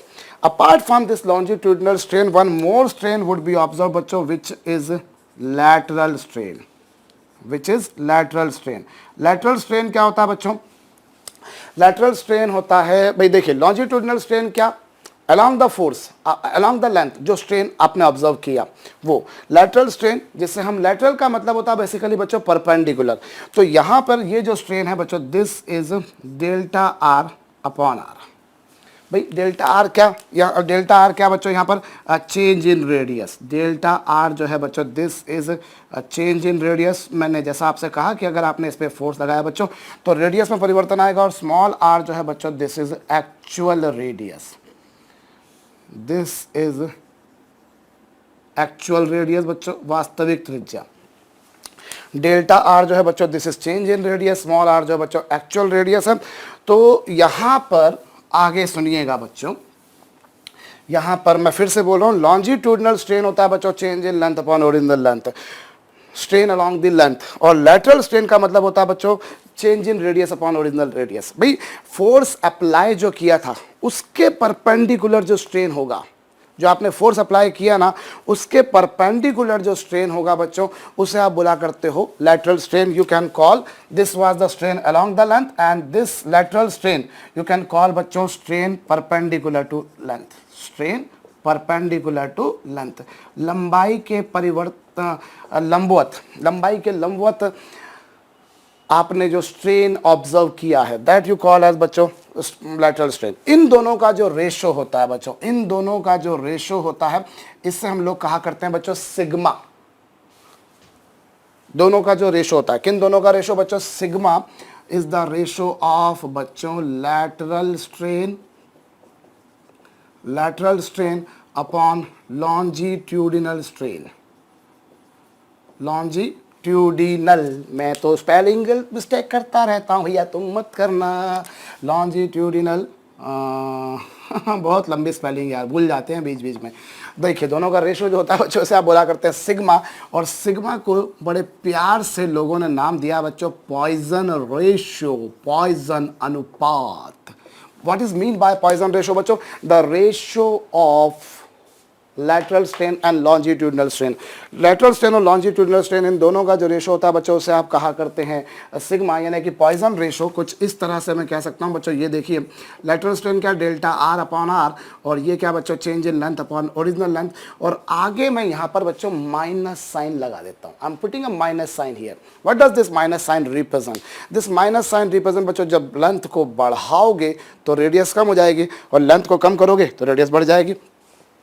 तो यहाँ ये जो माइनस चिन्ह है बच्चों, इस माइनस चिन्ह का सिर्फ इतना सही मतलब है कि लेंथ को बढ़ाओगे तो रेडियस कम हो जाएगी, और लेंथ को कम करोगे रेडियस बढ़ जाएगी, इसीलिए आपने वो माइनस साइन लगाया बच्चों यहाँ पर। और एक और बात मैं लगे हाथों आपको बता दूं कि इस सिग्मा की जो थ्योरेटिकल वैल्यू है बच्चों, इसकी जो थ्योरेटिकल वैल्यू है, इसकी जो थ्योरेटिकल वैल्यू आएगी बच्चों, जो सैद्धांतिक मान जिसे हिंदी में कहा जाता है, it's theoretical value lies between -1 and 0.5। इसका सैद्धांतिक मान जो बच्चों वो -1 और 0.5 के बीच में होता है। और इसकी जो प्रैक्टिकल वैल्यू है बच्चों, इसकी प्रैक्टिकल वैल्यू जो होती है that lies between 0 and 0.5। I repeat, इसकी जो थ्योरेटिकल वैल्यू, मतलब हम जब न्यूमेरिकल सॉल्व करते हैं बच्चों, तो उस दौरान इसकी जो वैल्यू आएगी बच्चों वो -1 और 0.5 के बीच आएगी, और प्रैक्टिकली जो इसकी वैल्यू आएगी बच्चों वो 0 और 0.5 के बीच होगी। So Poisson ratio is defined as the ratio of lateral strain and longitudinal strain. Lateral strain और लॉन्जिट्यूडनल स्ट्रेन दोनों का जो रेशो होता है, इन दोनों का जो अनुपात होता है बच्चों, इन दोनों के अनुपात को, इन दोनों के रेशो को हम बोला करते हैं सिग्मा, जिसकी वैल्यू क्या होती है बच्चों, ये आप जरूर लिख लीजिएगा। एनीवेज, सो इस पे ज़्यादा कोई क्वेश्चन बनता नहीं बच्चों, सीधा सीधा जो है वो ऐसा का ऐसा ही पूछ लिया करते हैं। तो आप लोग जब लेंथ को चेंज करते हैं तो एरिया भी चेंज होता है। हालांकि हम लोगों ने जो पिछले जो सम्स करे, जैसे मैंने एक सम कराया था ना अभी आपको कि F1 फोर्स की प्रेजेंस में लेंथ L1 है, F2 फोर्स की प्रेजेंस में लेंथ L2 है, ओरिजिनल लेंथ बताइए। तो ऑब्वियस सी बात है, जब आपने फोर्स की वैल्यू को चेंज किया होगा तो एरिया भी चेंज हो गए होंगे। बट हम लोग एरिया को मान लेते हैं कि कोई खास चेंज नहीं आया, क्योंकि अगर काफ़ी लंबी रॉड लोगे, काफ़ी लंबी रॉड अगर आप लोगे और उसमें हल्का फुल्का अगर आप लेंथ में चेंज लाते भी हो तो एरिया में चेंज बहुत ज़्यादा तो नहीं आएगा। If you take a long rod, if you take a thin rod, you can say long मतलब लेंथ काफ़ी ज़्यादा है और एरिया काफ़ी कम है।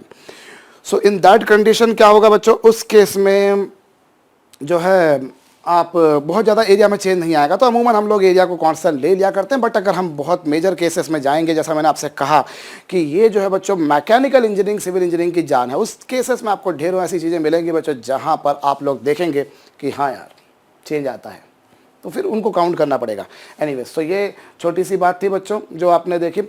अच्छा, आप एक बात और देखिए बच्चों, मैं आपको लगे हाथों बताऊँ यहाँ पर स्मॉल एल बराबर क्या, FL upon AY। Small L बराबर क्या बच्चों, capital F into capital L upon AY, कुछ ऐसा है। अब यहाँ से आप F बराबर बच्चों AY upon capital L into small L लिख सकते हैं। भाई स्मॉल एल बराबर FL अपॉन AY है। अब इस बेसिस पर बच्चों कैपिटल F बराबर क्या हो जाएगा, AY upon capital L into small L. Can this be written? Yes yes yes yes yes yes. So now this you can, अगर आप देखें बच्चों तो F क्या है, फोर्स, और स्मॉल एल क्या है, चेंज इन लेंथ। तो अब इस इक्वेशन को बच्चों आप लोग स्प्रिंग वाली इक्वेशन से कंपेयर कर सकते हो। भाई आपको ध्यान हो, अगर आपने किसी स्प्रिंग पर, यदि आपने किसी स्प्रिंग पर बच्चों जिसका स्प्रिंग कांस्टेंट K है, अगर आप उसने उस पर F फोर्स लगाया जिससे उसकी लेंथ में एक्सटेंशन X आ गया, तो F बराबर KX होता था बच्चों। स्प्रिंग से हम कंपेयर कर सकते हैं। भाई ये हमारे पास में कोई स्प्रिंग है, इस पर अगर मैंने फोर्स लगाया तो इसकी लेंथ में चेंज आता है, और K जो होता है बच्चों वो स्प्रिंग कांस्टेंट होता है। और आपको ध्यान हो, वो स्प्रिंग कांस्टेंट भी हमने देखा था ओरिजिनल लेंथ के प्रोपोर्शनल होता था, वास्तविक लंबाई के समानुपाती होता था। एनीवेज, सो यहाँ पर क्या हो रहा है बच्चों, आपके पास में भाई ये जो है, भाई आपने अल्टीमेटली देखा ना कि इलास्टिसिटी का नेचर, इलास्टिसिटी का रीज़न क्या होता है कि जो दो एटम्स है भैया वो इस तरह से जब जुड़े हुए हैं तो उनके बीच में जो फोर्स है that is something like a spring, वो एक स्प्रिंग की भांति काम कर रहा है। तो इस बेसिस पर अगर के को कम देखा जाए बच्चों, तो के की वैल्यू कितनी आएगी, के की वैल्यू आएगी बच्चों capital A capital Y upon capital L, ये आएगा। के क्या था बच्चों, spring constant, K spring constant था। सो आप बहुत सारे इसके जो सम्स होते हैं बच्चों, बहुत सारे इलास्टिसिटी के जो सम्स होते हैं उनको आप इस तरह से भी कर सकते हो। कैसे, कैपिटल आप क्या कर सकते हैं बच्चों, ये जो a into Y upon L है, this is working like spring constant. जैसे स्प्रिंग कांस्टेंट का जो काम होता है बच्चों, बिल्कुल वैसे ही। अभी आगे चल के आप लोग इनफैक्ट ऑसिलेशंस पढ़ेंगे, harmonic motion, simple harmonic motion SHM, वहां पर आप लोगों को स्प्रिंग की बहुत जरूरत पड़ेगी। तो ऐसी इलास्टिसिटी पर भी बच्चों बहुत सी प्रॉब्लम्स ऐसी हो सकती है जिनको आप इसी फंडे से कर सकते हो, इसी फंडे से कर सकते हो। मैं एक बार फिर से बोल रहा हूँ, चेंज इन लेंथ जो आया बच्चों वो ये आया, उस बेसिस पर आप इसको ऐसा भी लिख सकते थे, मैंने बिल्कुल सही लिखा है। सो आप अगर इन दोनों को कंपेयर करें बच्चों, जैसे ये भी एक स्प्रिंग फोर्स था वैसे ये भी एक स्प्रिंग फोर्स टाइप का ही फोर्स है। सो इसलिए कैपिटल इसमें जो के होगा बच्चों वो कितना होगा, ए वाई अपॉन एल। चलिए हम लोग थोड़ा सा और आगे बढ़ते हैं बच्चों। और अब आप देखिए एक बात यहाँ पर, जब आपने रॉड पर फोर्स लगाया, जब आपने रॉड पर फोर्स लगाया बच्चों, ये लीजिए साहब, मैं एक काम करता हूँ, मैंने रॉड को पर इस तरह से फोर्स लगाया और उससे इसकी लेंथ में बच्चों मैंने कुछ चेंज ला दिया। I have made some change in its length, मैंने इसकी लेंथ में कुछ चेंज लगा दिया। और इसकी लेंथ पे अगर बच्चों मैंने चेंज लाया और मैंने फोर्स लगाया, तो ऑब्वियस सी बात है बच्चों, अगर मैं किसी ऑब्जेक्ट पर कुछ फोर्स लगाऊं और उसको डिस्प्लेसमेंट दूं, तो मुझे कुछ वर्क करना पड़ेगा। थोड़ी सी दिमाग की घंटी बजाइए भैया। मैंने अगर इस रॉड पर कुछ फोर्स लगाया, बच्चों, और इसकी लेंथ में कुछ चेंज मैं लेकर आता हूं, तो मैंने डिस्प्लेसमेंट दिया। When some force is applied on a body and it is given some displacement, in that condition some work is said to be done। कुछ वर्क हुआ बच्चों, और वो वर्क कितना होगा वो अगर मैं कैलकुलेट करूं, तो देखिए वर्क कितना होगा बच्चों, यहाँ पर फोर्स लगाया F और जो डिस्प्लेसमेंट दिया बच्चों, शुरू में कोई डिस्प्लेसमेंट नहीं था, बाद में आपने डिस्प्लेसमेंट L दे दिया, तो वर्क डन जो होगा बच्चों वो 0 से L 0 प्लस L/2 किया जा सकता है। भाई आपने फोर्स कितना लगाया, F लगाया, और शुरुआत में कितना डिस्प्लेसमेंट था, नो डिस्प्लेसमेंट वाज देयर, और बाद में आपने कितना डिस्प्लेसमेंट दे दिया, L/2। कुल मिलाकर भाई आपने जो एक्सटेंशन दिया है वो इसके कंपैरिजन में, ये जो एक्सटेंशन आपको दिखाई दे रहा है बच्चों, स्मॉल l दिखाई दे रहा है, मैं डायग्राम को थोड़ा सा बड़ा किए देता हूँ, आपको और क्लियर हो जाएगा। ये लीजिए साहब, आपके पास में ये रॉड थी, ओरिजिनली ऐसी थी, by the application of some force its length has been enhanced in this way, and you people have given a displacement of small l। so what work you have done बच्चों, आपने कितना work किया, work आपने किया force और उसे दिया गया डिस्प्लेसमेंट साहब इतना, तो कुल मिलाकर बच्चों ये हो गया कितना, F इंटू L/2। और ये जो वर्क आपने किया बच्चों, what work you people have done, आपने कितना काम किया, इसी वर्क को आप लोग बच्चों इलास्टिक पोटेंशियल एनर्जी भी कहते हो। When some force is applied on a rod to change its length, naturally some work has to be done, and that work is stored in form of energy in that rod, which we call as बच्चों elastic potential energy.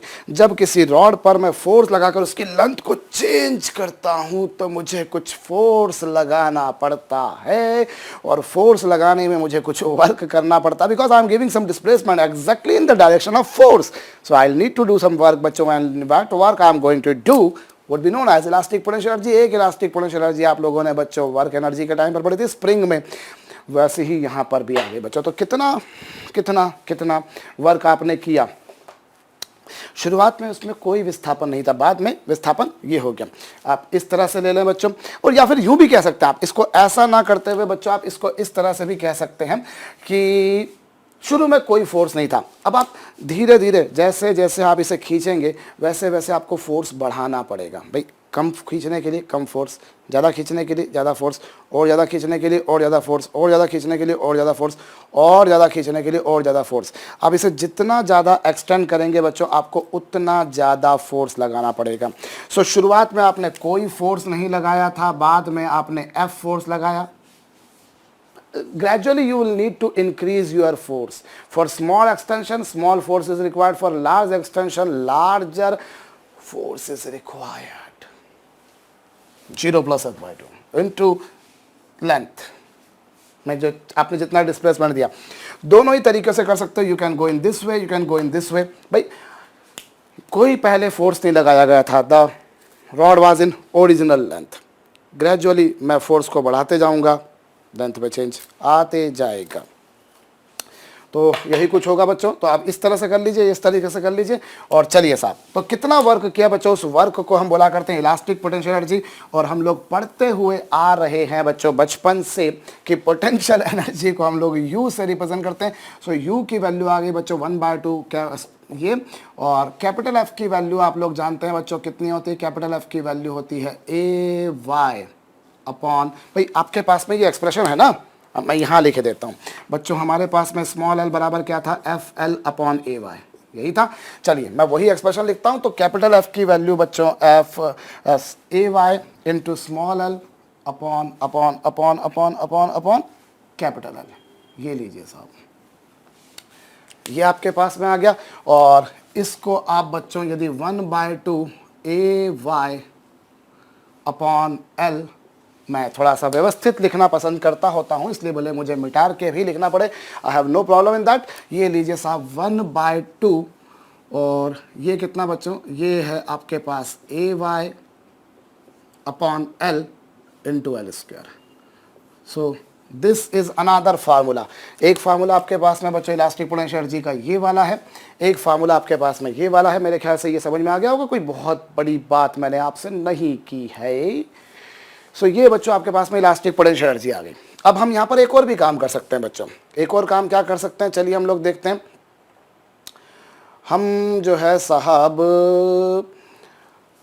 इसको इस तरह से लिखते हैं. एक second, थोड़ा सा सोचने का भी मुझे समय चाहिए रहेगा बच्चों. 1/2 और ये AY अपॉन L है, इतना तो है ही सही बच्चों. और आप एक काम क्यों ना करें बच्चों, आप एक काम करें, यहाँ पर हम लोग इसको किस फॉर्म में लाने की कोशिश कर रहा हूँ मैं आपको बताता हूँ. हम इससे ये जो y है, यंग्स मॉडुलस जो है बच्चों, यंग्स मॉडुलस को आप स्ट्रेस अपॉन स्ट्रेन लिख सकते हैं.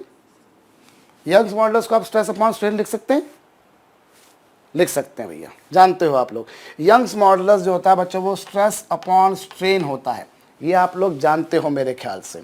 तो बस मैं वही काम करता हूँ यहाँ पर.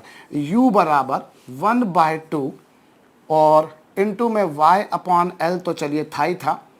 और एक सेकंड, A अपॉन L तो था ही था, ये लीजिए साहब. और इस y की जगह पर मैं लिखता हूँ बच्चों stress upon strain, stress upon strain into this. ये भी लिखा जा सकता है. ये लीजिए भाई, आपने 1/2 और A अपॉन L और इस y की जगह क्या लिखा बच्चों, y की जगह आपने लिख दिया बच्चों स्ट्रेस अपॉन स्ट्रेन. ये कुछ लिख दिया, ऐसा भी लिखा जा सकता है बच्चों. यहाँ हम एक्चुअली क्या देखिए, एनर्जी का फार्मूला एक आपने ये डिराइव किया, एक वो डिराइव किया. मैं आपको एक बात बताता हूँ. हम वो जो फार्मूला हमारे पास में ये था, हमने कैपिटल एफ की वैल्यू यहाँ से निकाली, फिर ये रखी, फिर उससे ये बन गया. हम ये डायरेक्ट भी लिख सकते थे. जैसा थोड़ी देर पहले मैंने कहा बच्चों कि इलास्टिसिटी की जो प्रॉब्लम्स होती है जनरली आप लोग उनको स्प्रिंग प्रॉब्लम से भी चेंज कर सकते हो या उस तरह से भी डील कर सकते हो. अभी थोड़ी देर पहले आपने देखा था बच्चों, इनका जो स्प्रिंग कांस्टेंट आया था वो क्या था, AY upon capital L, AY upon capital L आया था. मेरे ख्याल से आपको ध्यान है बच्चों, हम लोगों ने थोड़ी देर पहले लिखा, मैं मिटा चुका हूँ, अभी मैंने यहाँ से मिटा के यहाँ लिख दिया. और आपको एक बात पता है बच्चों, किसी भी स्प्रिंग में इलास्टिक पोटेंशियल एनर्जी कितनी आती थी, हाफ kx². हाफ k की वैल्यू कितनी बच्चों, k की वैल्यू है AY upon capital L into L square. लिखा जा सकता है भाई. आप x क्या देते थे, स्प्रिंग को एक्सटेंशन देते थे या कंप्रेशन देते थे. x वाज द एक्सटेंशन और the compression in the spring. भाई स्प्रिंग को आपने कितना प्रसार दिया है या कितना संकुचन दिया है, x वो था. और जिसको हम यहाँ पर किससे रिप्रेजेंट कर रहे हैं, L से. और k को किस क्या है बच्चों, AY अपॉन L. सो ये जो फार्मूला है बच्चों, this formula could be derived in this way as well. भाई आपने देखा कि इलास्टिसिटी में जो स्प्रिंग कांस्टेंट आ रहा है वो ऐसा आ रहा है, एनर्जी हाफ kx² होती है, x की वैल्यू यहाँ पर L होती है. तो ये भी आपके पास में एक तरीका हो गया. अब हम लोग एक्चुअली यहाँ पर क्या है बच्चों, we want to develop some more फार्मूले, हम लोगों को कुछ और फार्मूले भी देखने हैं। मैं डायरेक्ट लिखे देता हूँ, चलिए मैं बता दिया, सॉरी। हम लोग एक फार्मूला तो ये देख चुके हैं बच्चों। हमारे पास में इलास्टिक पोटेंशियल एनर्जी का दूसरा फार्मूला एक और है, half stress into strain into volume. देखिए, half stress into strain into volume, ये हमारे पास में इलास्टिक पोटेंशियल एनर्जी का बच्चों एक और फार्मूला है। और ये कैसे आ सकता है, चलिए मैं आपको वो बताता हूँ। ये फार्मूला कैसे बनेगा, तो हाफ और स्ट्रेस का मतलब मेरे ख्याल से आप लोग जानते हैं बच्चों, फोर्स अपॉन ओरिजिनल लेंथ होती है। स्ट्रेस का मतलब क्या होता है, force upon area, force upon area. चलिए साहब, फोर्स अपॉन एरिया कर लेते हैं। और स्ट्रेन को हम लोग लिखते हैं बच्चों, original length upon change in length upon original length. क्षमा भैया, मेरा स्लिप ऑफ टंग बार बार हो रहा है, और जब प्यास लगने लगती है ना तो स्लिप ऑफ टंग लिटरली होता है यार। प्यास लग रही है जोर से, बट अभी मैं कंटिन्यू करता हूँ, पानी मैं बाद में पी लूँगा। देखो बच्चों, स्ट्रेस को आप फोर्स अपॉन एरिया लिख सकते हो, स्ट्रेन को बच्चों change in length upon original length लिख सकते हो, और वॉल्यूम जो होता है बच्चों उसे आप एरिया इनटू लेंथ लिख सकते हो, वॉल्यूम जो होता है बच्चों आप उसे एरिया इनटू लेंथ लिख सकते हो। तो अब अगर मैं इस AL से बच्चों ये AL कैंसिल कर दूं तो मेरे ख्याल से 1/2 F इंटू एल आएगा, वही आएगा जो आपने थोड़ी देर पहले डिराइव किया। तो इलास्टिक पोटेंशियल एनर्जी का डायरेक्ट मैंने फार्मूला लिख दिया बच्चों। मैंने सच आप चाहें तो उल्टा भी कर सकते हैं, कैसा कर सकते हैं, चलिए मैं वो भी करके बता देता हूँ। भैया आपके पास में इलास्टिक पोटेंशियल एनर्जी क्या थी, इलास्टिक पोटेंशियल एनर्जी थी हाफ F इंटू एल, और हाफ F इंटू एल जो है बच्चों, इसमें मैं काम करता हूँ, मैं एरिया से डिवाइड करता हूँ, और इसमें बच्चों मैं इसको कैपिटल से डिवाइड करता हूँ। और अब मैंने जिनसे डिवाइड किया है उनसे मुझे मल्टीप्लाई भी करना पड़ेगा। आई रिपीट, भाई ये फोर्स था, इसको मैंने एरिया से डिवाइड किया, ये चेंज इन लेंथ थी, इसको ओरिजिनल लेंथ से डिवाइड किया। अब जिनसे मैंने डिवाइड किया, भैया मैथमेटिक्स तो यही कहता है कि आपको उनको मल्टीप्लाई भी करना पड़ेगा। अब आप देखिए तो ये क्या हो गया बच्चों, 1/2 फोर्स अपॉन एरिया क्या होता है बच्चों, stress, change in length upon original length होती है बच्चों स्ट्रेन, और ये होता है बच्चों V। So this is a formula for calculating elastic potential energy. प्रत्यास्थ स्थितिज ऊर्जा की गणना करने का बच्चों एक सूत्र है आपके पास, 1/2 stress strain volume, stress strain volume, stress strain volume, V stand for volume. तो बच्चों इलास्टिक पोटेंशियल एनर्जी को कैलकुलेट करने का एक फार्मूला आपके पास ये आ गया। तो आप चाहें तो मैंने डायरेक्ट लिख दिया है, वरना आप इसे भी मिटा रहिए, छोड़िए। आप तो इलास्टिक पोटेंशियल एनर्जी का ये फार्मूला था, उसको आपने ये लिखा, ये लिख दिया, और इससे आपके पास में ये आ गया।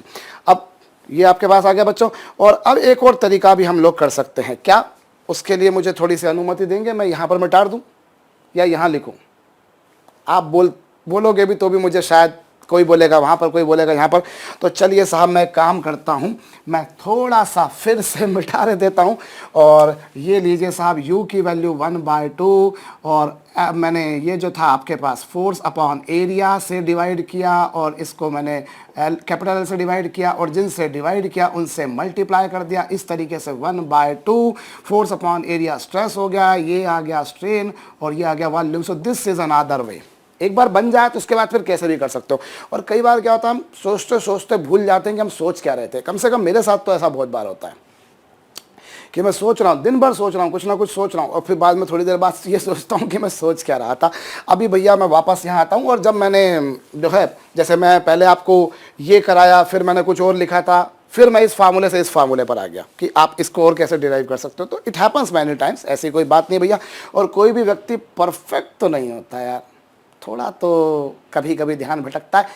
परफेक्ट इलास्टिक नहीं होता, परफेक्ट प्लास्टिक भी नहीं होता, एक जगह चिपका रहा है वो भी ज़रूरी नहीं, और बाकायदा वैसा का वैसा हो जाए ये भी ज़रूरी नहीं है। अभी मैं वापस से अपने टॉपिक पर आता हूँ बच्चों, फिर आप बोलेंगे कि सर कहीं और भटक गए हैं। अब आप जानते हैं बच्चों एक बात और, कि जो यंग्स मॉडुलस होता है वो स्ट्रेस अपॉन स्ट्रेन होता है। यंग्स मॉडुलस जो होता है बच्चों वो स्ट्रेस अपॉन स्ट्रेन होता है। इस बेसिस पर अगर मैं स्ट्रेस को स्ट्रेन इनटू यंग्स मॉडुलस लिख दूं, I don't think anybody should have any objection, नहीं होगा। एस बराबर ये आ जाएगा बच्चों। तो जो आपके पास में एनर्जी का फार्मूला आया बच्चों, 1/2 स्ट्रेस को आप स्ट्रेन इनटू यंग्स मॉडुलस लिख सकते हैं। फिर बच्चों ये स्ट्रेन है, फिर बच्चों ये V है। हाफ स्ट्रेस को क्या लिखा बच्चों, स्ट्रेस को लिखा स्ट्रेन इनटू Y। बच्चों स्ट्रेस को लिखा स्ट्रेन इनटू वाई, ये लीजिए, फिर बच्चों ये स्ट्रेन इनटू वी, ये होगा, और इस बेसिस पर ये हो जाएगा बच्चों 1/2 स्ट्रेन का square Y into V. So this is another way of calculating elastic potential energy. 1/2 stress को लिखा बच्चों strain into Y into strain into V, तो आपके पास में ये एक और आ गया बच्चों। और इसी तरीके से यहां से आप एक और बात भी कर सकते हैं बच्चों की जो स्ट्रेन होगा वो स्ट्रेस अपॉन वाई भी होगा, करेक्ट भाई। y बराबर S upon small S, capital S बराबर small S into Y, small S बराबर capital S upon Y. That you do one thing बच्चों, अब आप उसे वहां रखिए तो u बराबर 1/2 स्ट्रेस, और स्ट्रेन जो होगा बच्चों वो s अपॉन वाई होगा, और इनटू v ऐसा भी हो सकता है। सो ये आपके पास में बच्चों 1/2 s square upon Y into v। So this is another formula. So we do have various formulae for calculating elastic potential energy। बच्चों आप वर्क डन इस तरह से भी कैलकुलेट कर सकते थे भैया कि फोर्स इनटू आपने शुरुआत में कोई डिस्प्लेसमेंट नहीं दिया, बाद में इतना अपॉन 2 दोनों का एवरेज ले लिया, या फिर आपने शुरुआत में कोई फोर्स नहीं लगाया था, बाद में फोर्स लगाया, कुल मिलाकर डिस्प्लेसमेंट एल दिया, इस तरह से कर लीजिए। या आप एक्चुअली में ऐसा भी नहीं करें तो सर आपने एवरेज लगाने का फंडा, सर आपने बताया कि सर एवरेज लगाने का फंडा नहीं लगाने का है, तो फिर वही बात होगी साहब कि जो फोर्स है वो लेंथ के प्रोपोर्शनल है। सो आप एवरेज, आप जब मतलब जैसे जैसे आप एक्स देते जा बढ़ाते जाओगे वैसे वैसे फोर्स बढ़ता जाएगा, तो आप इंटीग्रेशन के माध्यम से भी कर सकते हो। भाई आपको पता है फोर्स प्रोपोर्शनल होता है एक्स के, और जैसे जैसे आप एक्स बढ़ाओगे वैसे वैसे फोर्स भी बढ़ता जाएगा। तो आप वैसे भी कर सकते हो कि इंटीग्रेशन के माध्यम से कर लो कि जब पहले आपने एक्सटेंशन दे दिया उस समय कितना फोर्स लगाया था, और हिसाब से आप वर्क डन कैलकुलेट कर लो। जिस तरह से आपने यार ये एनर्जी का फार्मूला डिराइव किया था याद कीजिए, या फिर आप ऐसा कीजिए या इंटीग्रेशन वाली मेथड जो बताई वो कीजिए। और सबसे सुंदर और सुशील भैया आपको इलास्टिक केसेस में जो कांस्टेंट आता है वो ये आता है, एनर्जी की वैल्यू आप ऑलरेडी डिराइव कर चुके हो, उस बेसिस पर ये आता है। सो ये बच्चों आपके पास में रॉड को जब आपने एक्सटेंड किया या कंप्रेस किया तो उसमें जो एनर्जी स्टोर हुई बच्चों उसके कई सारे फार्मूले आपके समक्ष आ चुके हैं। 1/2 F इंटू एल, या 1/2 और A Y upon L into small L square, या 1/2 stress into strain into volume, या 1/2 स्ट्रेस का square upon strain into volume, या फिर ओ नो नो नो, यहाँ पर यंग्स मॉडुलस आएगा, और एक फार्मूला हमारे पास में है भैया 1/2 स्ट्रेन का square into Young's modulus into volume. So these all are the beautiful फार्मूले, सुंदर सुंदर अति सुंदर किस्म के सूत्र आपके पास में बच्चों, जिनसे आप प्रत्यास्थ स्थितिज ऊर्जा की गणना कर सकते हो। एक छोटे से प्रश्न का मुलायजा फरमा रहा हूं, इरशाद किया है, प्रश्न लिखिएगा बच्चों, क्वेश्चन लिखिएगा, Young's modulus of a material is 2 × 10⁻11 newton पर मीटर। आप लोग कहेंगे कि सर को एक ही यंग्स मॉडुलस आता है, एक ही आता है भैया मेरे को। कैलकुलेशन आसान करने के लिए मैं आपको यही की वैल्यू दे रहा हूं बच्चों। सिंपल सा क्वेश्चन है कि Young's modulus of a material is 2 × 10⁻11 newton पर metre. Calculate energy stored in it, calculate energy stored in it on producing a strain of 1%। इसमें 1% का स्ट्रेन प्रोड्यूस किया जाए, कितना? 1% का 1% का स्ट्रेन इसमें प्रोड्यूस किया जाए बच्चों, कितनी एनर्जी इसमें स्टोर हो जाएगी बताइएगा। वीडियो को पॉज करके कीजिए। देखिए बच्चों, सबसे पहली बात, अच्छा पर यूनिट वॉल्यूम कितना एनर्जी स्टोर होगी आपको बताना, अगर मैंने नहीं बोला हो तो कर लीजिएगा बच्चों कि पर यूनिट वॉल्यूम एनर्जी कितनी स्टोर होगी। करें, चलिए साहब, सबसे पहले तो 5 फार्मूले हैं। अमूमन होता है ना, जब बाजार में जाते हैं साहब कोई एक ही चीज़ मिले तो ठीक है चलेगा, लेकिन जब 3-4 चीज़ें मिलती है तो फिर आदमी कंफ्यूज हो जाता है कि मैं ये लूँ कि वो लूँ। कई बार वो कोई चीज़ होती है और कई बार वो कोई नाचीज़ होती है भैया, और जब बहुत सारी चीज़ें दिख जाती हैं तो फिर तो कन्फ्यूज़न होगा कि यार इधर जाऊँ कि उधर जाऊँ। भैया चलिए, आप मुंह में पानी आ गया, मुझे तो प्यास लग रही थी, मुंह में पानी मेरे भी आ चुका है बच्चों। खाने वाली के कारण आया है मेरे मुंह में, आपके मुंह में किसी और कारण शायद आया होगा भैया। मैं तो जरा जलेबियों के बारे में सोच रहा था। एनीवेज, सो बच्चों आपसे बोला है, क्या बोला है कि किसी उसमें 1% का स्ट्रेन, 1% का उसमें स्ट्रेन लाएं, तो आप इस वाले फार्मूले से करेंगे क्या? आपको कैपिटल एफ नहीं पता, नहीं पता ना। इस वाले फार्मूले से करें तो आपको एरिया लेंथ नहीं पता। इस वाले फार्मूले से करें तो फिर वही स्ट्रेस मतलब फोर्स नहीं पता। किया जा सकता है पता, ऐसा कोई बात नहीं है, क्योंकि अल्टीमेटली आप इस एक फार्मूले से बाकी के 4 फार्मूले बना सकते हो। ये 5 फार्मूले अलग अलग नहीं है कि सर पहले से करोगे तो अलग आएगा, दूसरे से करोगे तो अलग आएगा। ये तो एक के साथ बाकी 4 फ्री में आ रहे हैं। जिन 4 को भी आप खाने जा रहे थे वो एक के साथ बच्चों 4 फ्री में आ रहे हैं, क्योंकि जो इसका वही इसका, वही इसका और वही इसका और वही इसका। क्योंकि अल्टीमेटली आप इससे ये बना सकते हो, इससे ये बना सकते हो, जो मर्जी आप किया वो कर सकते हो भैया। सो मैं सिर्फ इतना चाह रहा हूँ कि मैं इनमें से कौन से फार्मूले का चयन करूँ भैया। तो मैं अगर इससे करता हूँ तो मुझे फोर्स चाहिए, मेरे को नहीं पता, और नहीं चेंज इन लेंथ पता है। मुझे ये बोला कि परसेंटेज में चेंज पता है मुझको, कि हाँ परसेंटेज में इतना चेंज ला रहे हैं बादशाह बहन, यही बोला है ना अपने को। अगर आप इसमें जाओगे तो एरिया भी नहीं पता, ओरिजिनल लेंथ भी नहीं पता, तो दिक्कत आ जाएगी। यंग्स मॉडुलस पता आपको क्या पता है बच्चों? यंग्स मॉडुलस पता है। तो आप इस पे जाओगे तो फिर वही बात, स्ट्रेस नहीं पता, स्ट्रेन नहीं पता।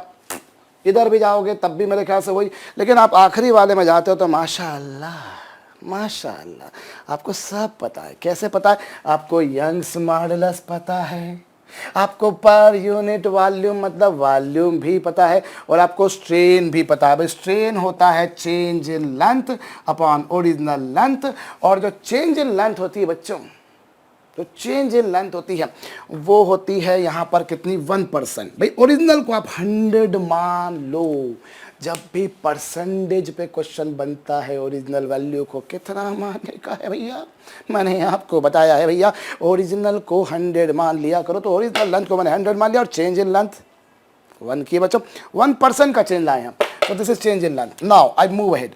अब एनर्जी निकालनी है बच्चों 1/2, और स्ट्रेन कितना? स्ट्रेन है बच्चों 1/100, और यंग्स मॉडुलस कितना बच्चों? 2 × 10⁻11, और वॉल्यूम बच्चों 1, वॉल्यूम 1 है। पर यूनिट वॉल्यूम आया ध्यान में, और एनर्जी की यूनिट तो बचपन से पढ़ते आ रहे हैं, जूल्स होती है, बशर्ते MK सिस्टम, ऐसा सिस्टम में काम हो रहा है। और यहाँ पर बकायदा वही हो रहा है बच्चों। देखिए मैं फिर से बोल रहा हूँ, जो स्ट्रेन आपको दे रखी है बच्चों वो 1% की दे रखी है। मतलब अगर मैं ओरिजिनल को 100 लूँ तो चेंज इन लेंथ मैंने 1 का लाया है, यही कुछ होगा बच्चों। 1%, मैंने ये नहीं कि 1 मिलीमीटर चेंज कर दिए, 1 सेंटीमीटर चेंज कर दिए, क्योंकि मेरे पास ओरिजिनल लेंथ ही नहीं है कितनी है। बट एक बात मालूम है कि परसेंट का मतलब हो तो ओरिजिनल को 100 मान लो तो चेंज इन लेंथ बच्चों 1 हो जाएगी, और इस तरीके से आपके पास एनर्जी का फार्मूला आ जाएगा, कोई बड़ी एनर्जी की वैल्यू आ जाएगी बच्चों। तो ये छोटी छोटी सी बातें बच्चों, यहाँ लगे हाथों में आपको 1-2 बातें और बताऊँ। क्या होता है जब आपने ये मटेरियल इलास्टिक है, आपने इसको खींचा और छोड़ दिया, तो कई बार ऐसा होता है कि मटेरियल अपने वापस से ओरिजिनल शेप में तो आ जाता है, लेकिन आने में कुछ समय लेता है। आने में कुछ समय लेता है बच्चों। जब आपने इसको खींचा वापस आ गया, लेकिन इट टेक्स सम टाइम, क्योंकि कुछ समय उसमें लग सकता है वापस से इलास्टिक। भाई इलास्टिसिटी का मतलब ही होता है ओरिजिनल शेप साइज में आना, but it takes some time, कि कुछ समय लग रहा है कि हाँ अभी इलास्टिक नेचर में आएगा, थोड़ी देर रुकिए साहब। तो इस फिनोमिनन को या इस प्रक्रिया को बच्चों हम लोग कहा करते हैं elastic after effect. Elastic after effect बच्चों, इलास्टिक आफ्टर इफेक्ट क्या होता है? The time interval between removal of deforming force and regaining of original shape. आपने डिफॉर्मिंग फोर्स को हटाया, उसने ओरिजिनल शेप में आया, उनके बीच में कुछ समयांतराल होता है, और वो जो समयांतराल होता है बच्चों उसे आप बोला करते हो इलास्टिक आफ्टर इफेक्ट। एक बात। और कई बार क्या होता है बच्चों, अब आपने इलास्टिक है, आपने खींचा छोड़ा, इलास्टिक खींचा छोड़ा, खींचा छोड़ा, एक टाइम बाद ये बोलता है कि अब तू बहुत कर लिया यार, अब तुमने मेरे साथ में अत्याचार कर दिया। और थोड़े टाइम बाद ये होता है कि ये मटेरियल जो है ना अपना इलास्टिक बिहेवियर छोड़ देता है, और ये खिंचा हुआ ही रह जाता है। आप इसको बहुत बार करके देखिए, शायद 1000 टाइम, शायद 10,000 टाइम, शायद 1 लाख टाइम, बट एक टाइम ऐसा आएगा जब इसकी हिम्मत बोल जाएगी और ये बोलेगा कि अब नहीं होना। आपने शायद स्प्रिंग वगैरह देखी भी होंगी, खासतौर पे गाड़ियों के जो शॉक एब्जॉर्बर, शॉक अप जिन्हें हम लोग बोला करते हैं, एक समय ऐसे ही होता है। अब भैया जहाँ कहीं उबड़ खाबड़ किस्म की गड्ढेदार सड़क आती है, गद्देदार नहीं बोल रहा हूँ, गड्ढेदार। गद्देदार तो आपकी गाड़ी की सीट हो सकती है भैया, लेकिन गड्ढेदार अगर सड़क पर वो आएगी तो उस केस में क्या होगा, ये स्प्रिंग खींचेगी दबेगी, खींचेगी दबेगी, खींचेगी दबेगी। एक समय ऐसा आएगा जब इसने बोलना है कि अब मुझे चेंज कर दो, मुझे चेंज चाहिए। तो इसको हम बोला करते हैं बच्चों इलास्टिक फटिग। इससे हम क्या बोला करते हैं बच्चों, इलास्टिक फटिग। इलास्टिक फटिग मेरे ख्याल से, फटिग तो आप सब समझते हैं बच्चों, थकावट, हिंदी में जैसे थकावट कहा जाता है मेरे ख्याल से, जैसे कुछ लोग पढ़ते पढ़ते थक जाते हैं, तो वो जो है बच्चों उसे हम बोला करते हैं इलास्टिक फटिग। इलास्टिक फटिग क्या होता है, रिपीटेडली डिफॉर्मेशन करने के बाद, रिपीटेडली आप डिफॉर्मेशन करते हो तो after some time body lacks the tendency of elasticity, or body loses the tendency of elasticity. Body loses that tendency of regaining original shape and size. That tendency we call as elastic fatigue. उसे हम लोग बच्चों प्रत्यास्थता की थकावट, थकान कहा करते हैं। तो एक इलास्टिक आफ्टर इफेक्ट, भाई आपने डिफॉर्मिंग फोर्स हटाया, बॉडी को ओरिजिनल शेप साइज में आने में कुछ समय लगा, उसे हम बोला करते हैं बच्चों इलास्टिक आफ्टर इफेक्ट। और बार बार डिफॉर्म करने से बॉडी कुछ टाइम बाद ओरिजिनल शेप साइज में आना बंद कर देती है, इलास्टिसिटी का नेचर खो देती है, इसे हम बोलते हैं इलास्टिक फटिग। यहाँ इलास्टिक पोटेंशियल एनर्जी का जो हमने फार्मूला लिखा बच्चों, उस फार्मूले में हमने पूरी रॉड में जो स्ट्रेस है या पूरी रॉड में जो फोर्स है बच्चों वो एक जैसा माना है। लेकिन अगर वही वाली बात हो जाए बच्चों कि अलग अलग क्रॉस सेक्शन पर फोर्स अलग अलग हो, if different forces are acting at different cross section, तो फिर एनर्जी आपको निकालनी होगी। तो आप एनर्जी कैसे निकालेंगे बच्चों, मैं बताता हूँ। उसके लिए आपको फार्मूला सिंपल सी बात है बच्चों, पहले आप DU निकालिए, छोटे से वॉल्यूम में स्टोर्ड एनर्जी निकालिए। छोटे से वॉल्यूम में स्टोर्ड एनर्जी कितनी होगी बच्चों, 1/2 into stress square upon Y into DV। छोटे से वॉल्यूम एनर्जी निकाल दी। फिर टोटल एनर्जी निकालने के लिए बच्चों आप क्या करेंगे, आप सिंपली उसका सम कर देंगे। बाई चांस एक अच्छी बात यह कि एनर्जी एक स्केलर क्वांटिटी है, और एनर्जी स्केलर क्वांटिटी होने के कारण आप डायरेक्टली उसको ऐड कर देंगे बच्चों। सो 1/2 और वाई तो चलिए पूरे मटेरियल का कांस्टेंट रहेगा, लेकिन जो स्ट्रेस है बच्चों वो अलग अलग जगह पर अलग अलग रहेगा। आई रिपीट, अगर पूरी रॉड में हर जगह फोर्स एक जैसा लग रहा है बच्चों, तो स्ट्रेस भी नेचुरल सी बात है एक जैसा ही लग रहा होगा, बशर्ते रॉड की थिकनेस भी एक जैसी हो। लेकिन अगर वो वैरी कर रही है, अगर डिफरेंट क्रॉस सेक्शन पर बच्चों फोर्स अलग है, स्ट्रेस अलग है, तो आप इस तरह से तो नहीं निकाल पाएंगे, because in this condition you have assumed that through out the volume stress same है। लेकिन अगर सेम ना रहे बच्चों, तो उस केस में आप छोटा सा वॉल्यूम कोई ऐसा सपोज कर लेंगे, उसमें कितनी एनर्जी स्टोर हुई वो निकाल देंगे। ऐसे ही आप 1 बाय 1 बच्चों एक एक क्रॉस सेक्शन की एनर्जी निकालेंगे, आपके पास टोटल एनर्जी आ जाएगी।